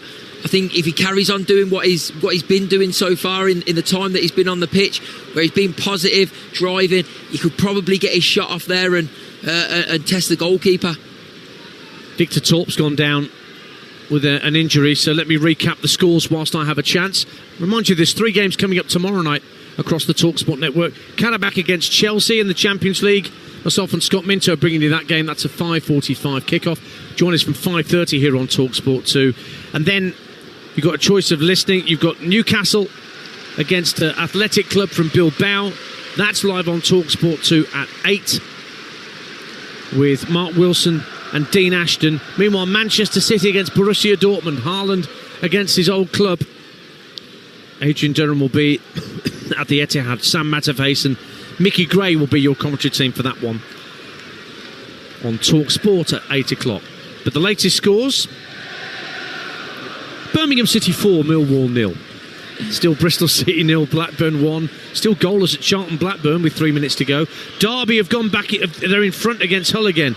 Carlton Morris had put them 1-0 up, and they're 2-1 up. Here's Callum O'Hare getting into the area for Sheffield United, but Rushworth gets there first. Very calmly done. It's Lars Jørgen Salverson who's got the second for Derby County. They lead again at Pride Park. I think that could well be 4 straight wins for the Rams at a very opportune time of the season for John Eustace against Hull, who started the night in 7th. Coventry 2-1 up. 19 minutes to play. It's worked back to Jada Silva on the left-hand side. Pushes in field to the edge of the area. On the overlap is Mason Clark. Lofts it to the far post, looking for Sakamoto. Headed behind by McCallum. It's another Coventry corner. 2-1 they lead. Yeah, good defending by Sam McCallum there at the back post, aware of Sakamoto, who was just hanging around waiting to tap that ball in. Good ball in from Mason Clark on this occasion. Gets to the byline, just stands it up to that back post. So another corner kick to come for Coventry. The rest of those latest scores: Ipswich 1, Watford 1, Leicester 1, Middlesbrough 0, Oxford 0, Stoke 3, Coventry 2, Sheffield United 1. What that would mean for the table, it means that Coventry and Stoke, who meet on Saturday afternoon live on Talksport 2 at 3 o'clock, will be 1 and 2. Coventry with this latest corner, sent in by Torp, headed out by Ben Mee, headed back into the box by Torp, cleared away, left-hand side. Oh, Mason Clark couldn't keep his footing, and it ends up being a Sheffield United throw. So yeah, how about that for a game Saturday afternoon on Talksport 2, Mark? Coventry in first, Stoke in second as things stand, taking each other on at the Bet365. Yeah, they've both got goals in them as well, haven't they? Both sides have got goals in them, so it's definitely. But four of the top 7 are losing. Middlesbrough, Millwall, Bristol City and Hull all losing tonight. Works in Preston's favour. They are at home to Swansea tomorrow, and Preston Millwall is our early kick-off, so it could easily be 2 games featuring teams in the top 5 of the Championship if results go Preston's way tomorrow night. Offside flag goes up against Campbell on halfway. It's a free kick to Coventry City. 2-1 up. Van Eyck tries to slip in Sakamoto, but telegraph the pass. It's another double change coming up for Sheffield United. Femi Siriki and I think Andre Brooks are going to be coming on shortly for the Blades. One last throw of the dice from Chris Wilder. Tom Davis, meantime, finds Campbell, tries to ride the ricochet of Kitching, but Kitching with a Cruyff turn in the middle of his own half. Gasps from around the CBS arena. And now Grimes getting in on the act with a little pirouette. And it's worked out to Milan Van Eyck. They're trying all the tricks now, Coventry, 2-1 up.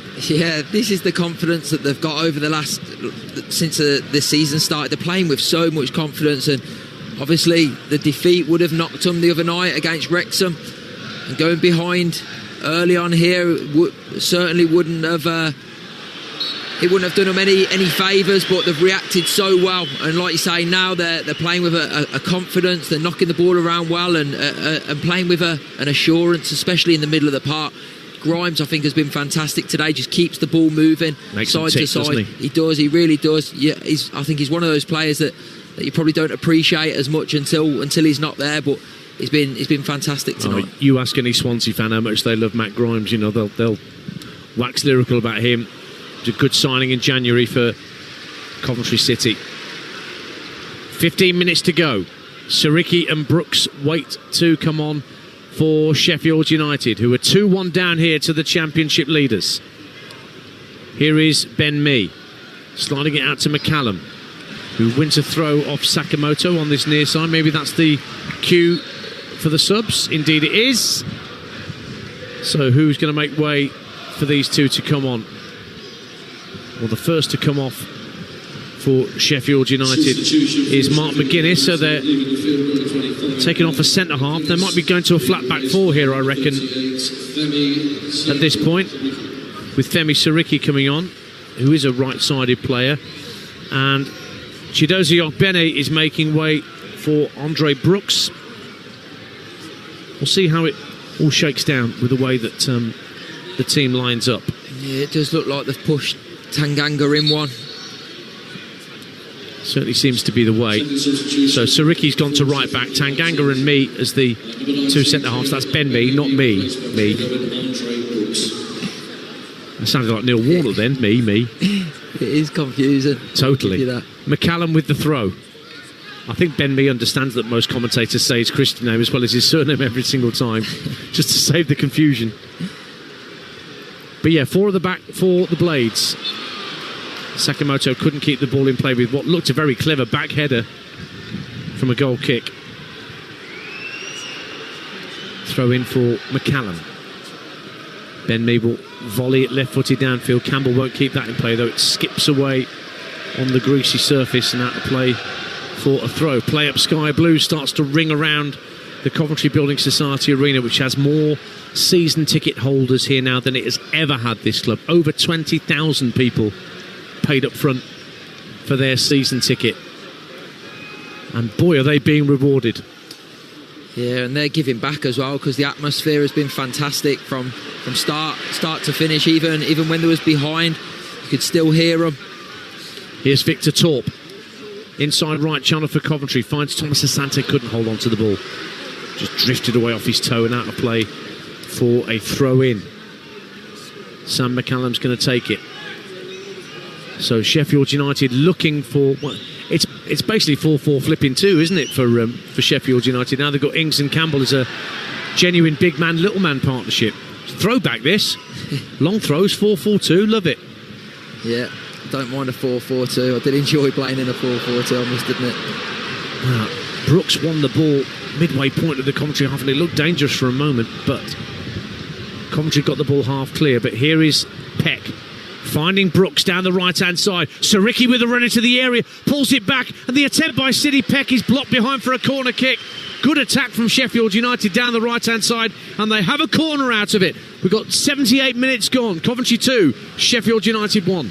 Yeah, well, they're freshened up down that right-hand side with Brooks and Siriki, and they link up well there to get the ball into a positive area. The cut back then to Sidney Peck, and De Silva does well to chuck his body on the line and get the block, but they've got to defend this corner now, Coventry. Left-footed in-swinger to come at the north stand end from Sam McCallum. Onto about the 6-yard line, headed up and out by Thomas Asante. Comes out to Tom Davis, trying to improvise a volley goalwards, but the attempt was blocked by Sakamoto. Comes out to Campbell, left-hand side, tries to play it into the near post, hits his own player, Tom Davis, who is making a run just inside him, and it shanks behind for a Coventry goal kick away to our left-hand side. 11 minutes to go, Coventry 2-1 up. Yeah, it's unfortunate there for Campbell. He does everything right in terms, gets the ball on his left foot, he opens out and he just tries to shake one round the back of the Coventry defence. Tom Davis does everything right as well in terms of tries to make the run as an option, but just gets in the way in the end, and yeah, like I say, unfortunate. Leicester City 1, Middlesbrough 0. Middlesbrough down to 10. Alfie Jones has been sent off late on at the King Power. Rest of tonight's championship games about to blow the full-time whistles. Meantime, still 11 minutes to play here. Andre Brooks for Sheffield United, trailing by 2-1. Down the right-hand side, tries to whip the cross in, and it goes onto the roof of the net. Didn't take a touch off a Coventry boot. Just a bit of a scare for Carl Rushford there for a moment, as it was arrowed in from Andre Brooks, but landed on the roof of the net, and it's another goal kick, 2-1. Yeah, in the short time he's been on the pitch, Andre Brooks, he looks sharp, he looks positive, he looks like he's willing to make an impact. On this occasion, just gets the cross wrong, just puts it on top of the goal there, but he's already come to life. He's already trying to take his man on and make something happen. We finally have a goal at the Valley, and it's gone to Charlton Athletic. Sonny Carey on 96 minutes. Here comes Sheffield United on a counter-attack. Tyrese Campbell up to the edge of the area. He's going to go for goal himself. It's blocked by Thomas. Tom Davis back to goal. Rolls it to the right-hand side of the box. Brooks trying to make room for a shot. Guards it back for Peck. Shot is blocked by Torp. Brilliant defending, last-gasp stuff from Coventry City. It's out of play for a throw. 2-1. Fantastic defending again from Coventry. The two centre-halves, Kitching, Bobby Thomas, didn't commit themselves. They stood up, they stayed in position, and really took the options away from Tyrese Campbell there. He had to go for the shot, but the centre-halves were there to block it, and then it falls to nothing. But it's another long throw to come in from Sam McCallum. As soon as I say that, he rolls it short to Tom Davis. Gives it back to McCallum. Does brilliantly to keep it in play. Doesn't cross it in. Sends it back to Tom Davis. Left-hand corner of the box. Trying to wriggle away from Thomas Asante. Now McCallum has it. Whips the cross in. Deep to the far post. Tyrese Campbell won't catch up with it. Skips off the surface. And out of play for a Coventry throw in their left-back position on the far side of the field. 81 and a half gone. Coventry the leaders of the Championship 2. Sheffield United 1. Mark Albrighton. Yeah, Sheffield United are having a real go here now. Last sort of 5-10 minutes or so, they're really putting pressure on Coventry. A lot of the game's been played in that half of the pitch, and they're having chances. Saricki being forced to clear out for a throw under pressure from both Mason Clark and Wright, running back towards his own 18-yard line. So Coventry have a throw. 8 minutes of normal time left. Derby have beaten Hull by 2-1. 4 straight wins for Derby. Birmingham have beaten Millwall 4-0. Oxford have been beaten 3-0 by Stoke City, so Stoke goes second in the table, with Middlesbrough losing at Leicester still. That's not full time yet. Ipswich, Watford still 1 apiece. Charlton leading late on against West Brom. And here Coventry 2-1 up against Sheffield United, and Milan Van Ewijk ready to hurl a long throw in from the far left hand side. In it comes from Van Ewijk, headed away by Saricki at the near post. O'Hare giving chase, but Grimes gets there first, guides it back out to Van Ewijk. Gets to the dead ball line. He's still going on his wrong foot as he won a corner. He has, says James Linnington, the referee. Coventry City keeping the set pieces coming and keeping the ball at the other end of the pitch. They lead 2-1. Yeah, and I think we've seen the importance of the set pieces in this game as well. All 3 goals have come directly or indirectly from set pieces, so they are important. They're a big part of the game, and they need to be utilised in the right way. So a corner kick for Victor Torp in the southeast corner, far side of the field from us. Right-footed in swinger for Coventry City. Right jinking around the edge of the 6-yard box, being watched by Siddy Peck. Goes deeper to the far post, headed away by McCallum. Good defending, and then volleyed downfield by Danny Ings. Nobody in red and white on the halfway line, so Rushworth has time to collect. The Coventry keeper hits a diagonal ball out to the left-hand side, asking Haji Wright to give chase. Good strength for the American. Under pressure from Brooks, down towards the dead ball line.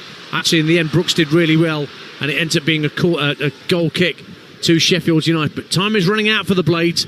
It's only 6 minutes of normal time to go, and Coventry still lead 2-1 on Talksport 2.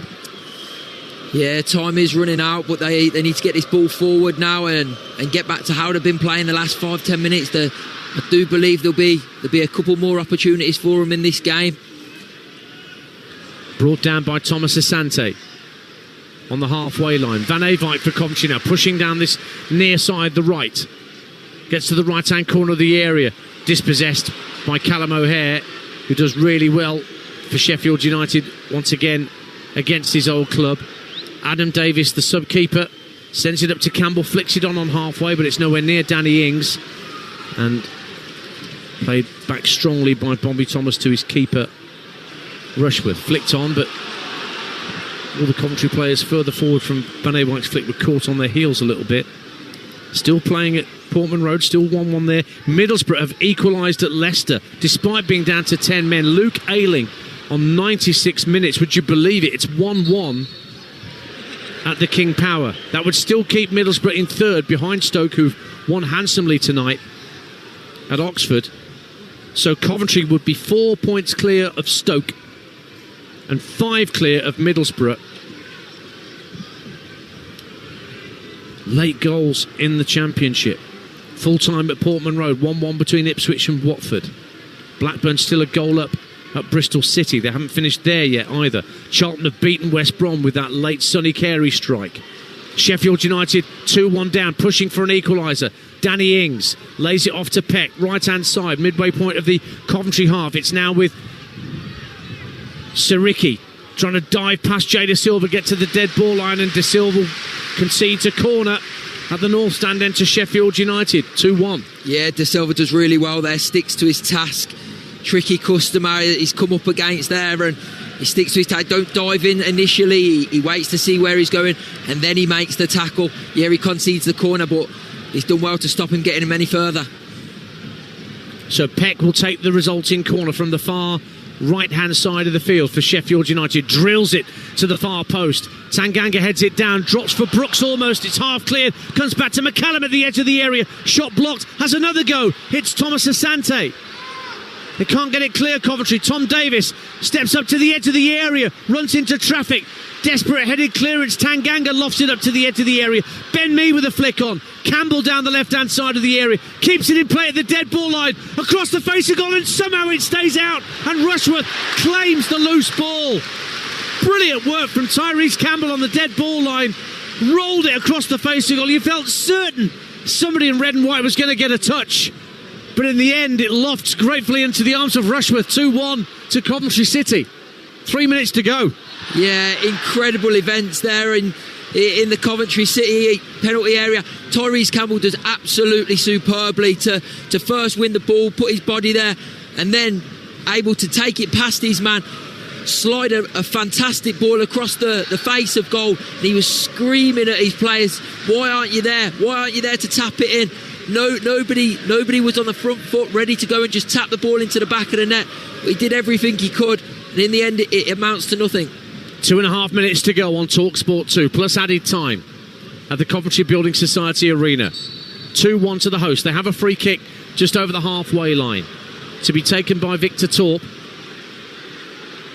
Once the referee's happy, he's making a note of something.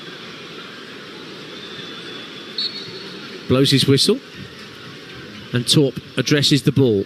Right-footed diagonal ball into the box, and Ben Mee ducks underneath it, knowing that Bobby Thomas wasn't going to get near it.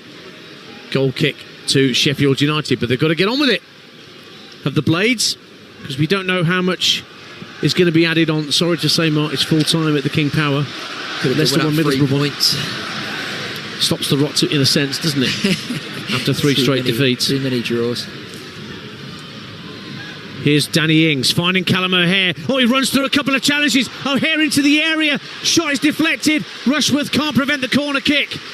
As Callum O'Hare suddenly burst into the area, thought he was going to get a clean shot away, but Coventry did enough to spirit it behind for another Sheffield United corner. 2-1 Cov. Yeah, he did really well. Callum O'Hare just ricocheted into his path, and for a minute I thought he was going to pull the trigger, but he's tried squaring it to Campbell, just gets deflected.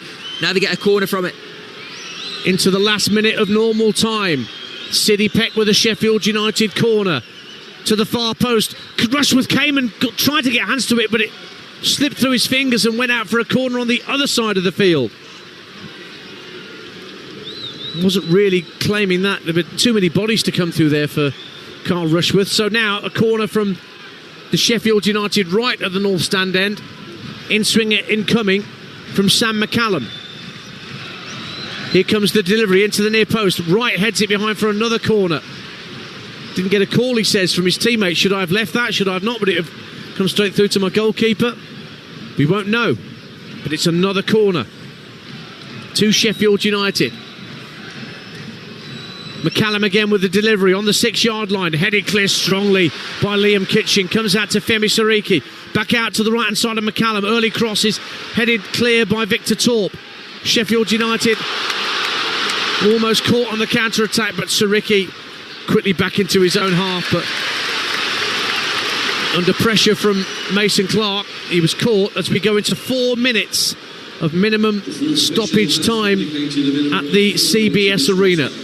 4 minutes or so for Sheffield United to try and get themselves level. Otherwise, Coventry are back to winning ways. Yeah, and they're piling the pressure on.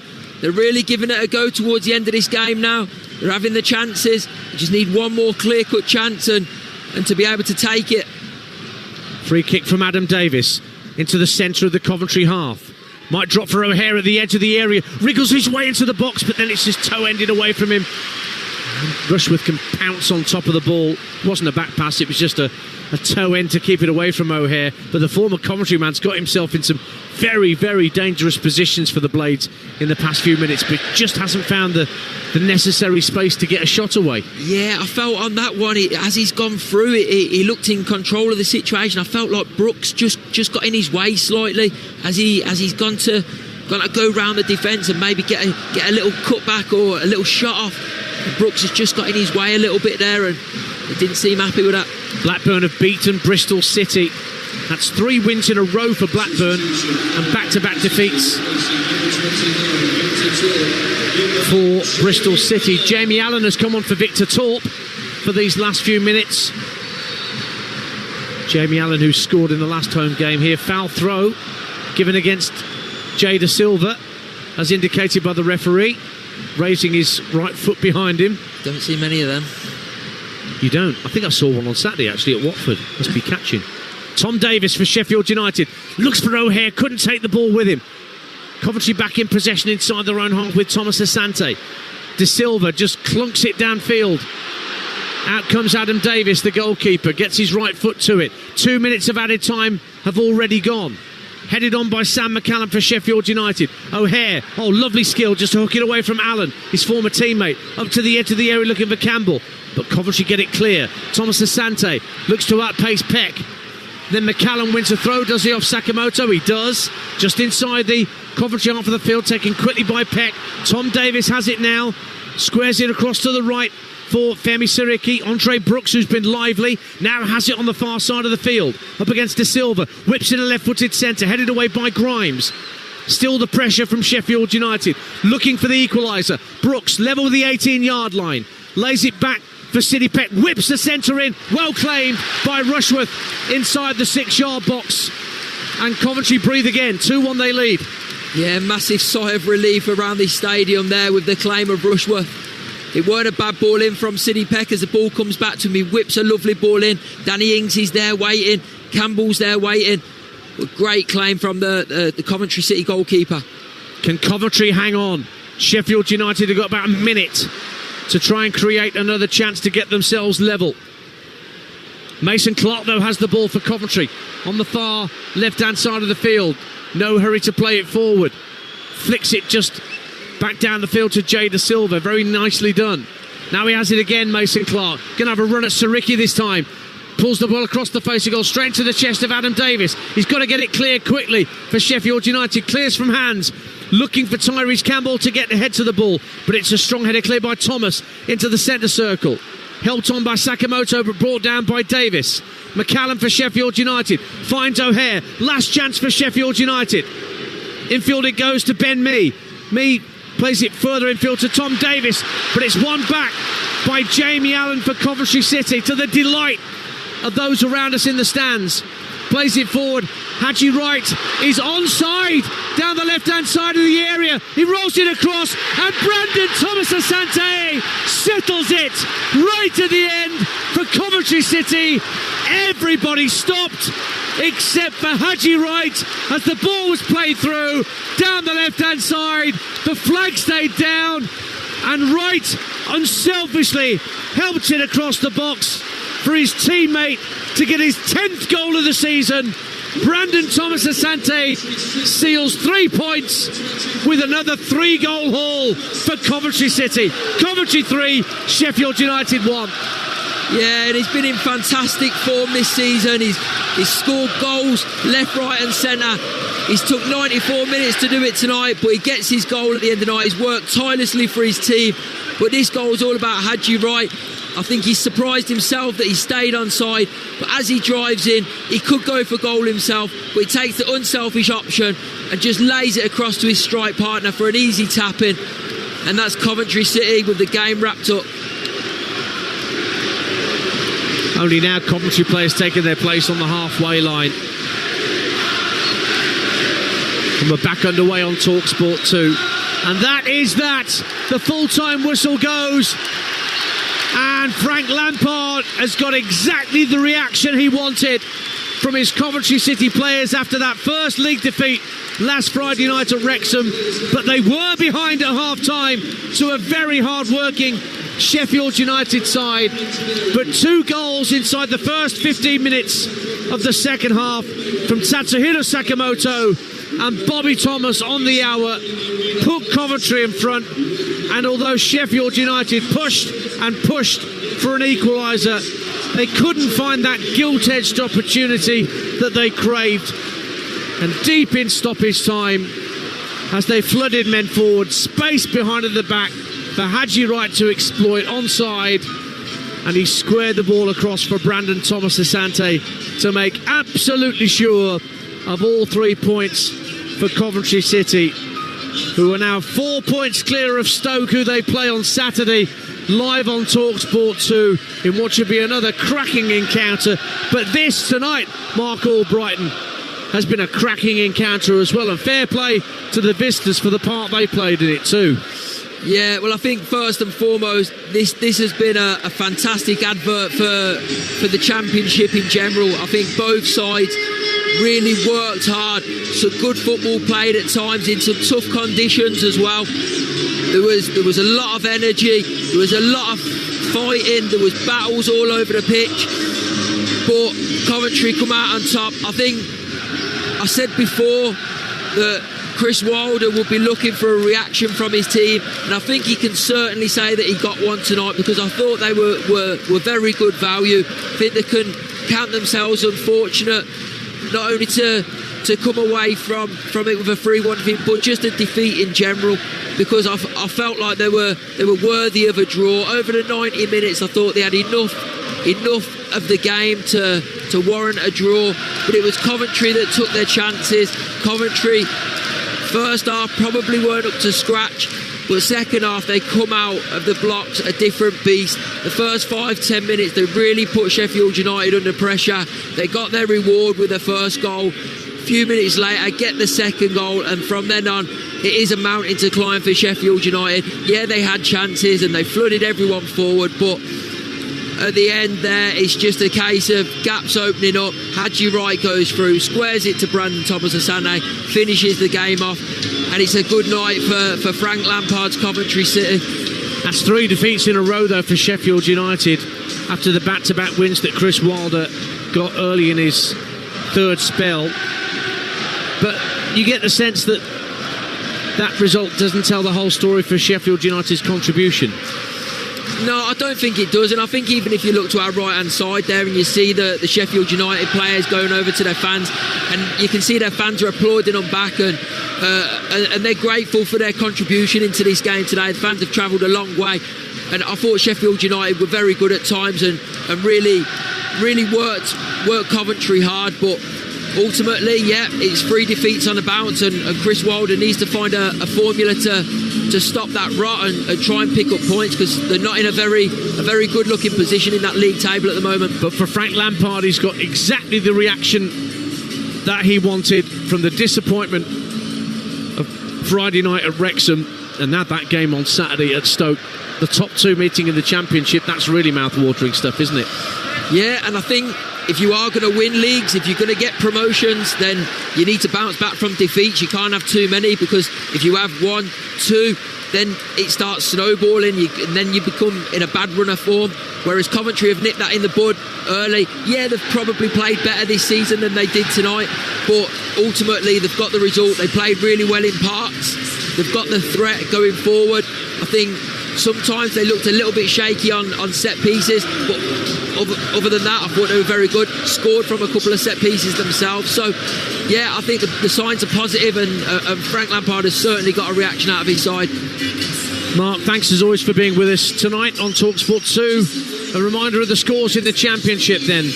Birmingham 4, Millwall 0, Bristol City 0, Blackburn 1, Charlton 1, West Brom 0, Derby 2, Hull City 1, Ipswich 1, Watford 1, Leicester 1, Middlesbrough 1, Oxford 0, Stoke 3, and here at the CBS Arena, Coventry 3, Sheffield United 1. One League One game tonight, Rotherham 2, Burton 2. And in the Champions League, victories for all three English clubs. Arsenal won at tea time, live on Talksport 2 at Slavia Prague. Spurs won 4-0 against FC Copenhagen, despite a red card in the second half for Brennan Johnson. And Liverpool beat Real Madrid by an Alexis McAllister goal to 0 at Anfield. Don't forget the Sports Bar getting underway very shortly on Talksport. Cov fans, why don't you get in touch with Jamie O'Hara and Jason Cundy and tell them about this comeback win tonight for your team. The number to dial is 03717 223344. You can also send them a WhatsApp voice note with your reaction to the very same number. Coming up next, though, here on Talksport 2, it's one of our special shows, How Black Culture Changed Football. Join me tomorrow at tea time. I'll be with Scott Minto for the first of our triple header from the Champions League, Karabakh against Chelsea. But we leave you with Frank Lampard leading his players on a lap of honour around the pitch as the Sky Blues get back to winning ways. It finished here, Coventry City 3, Sheffield United 1.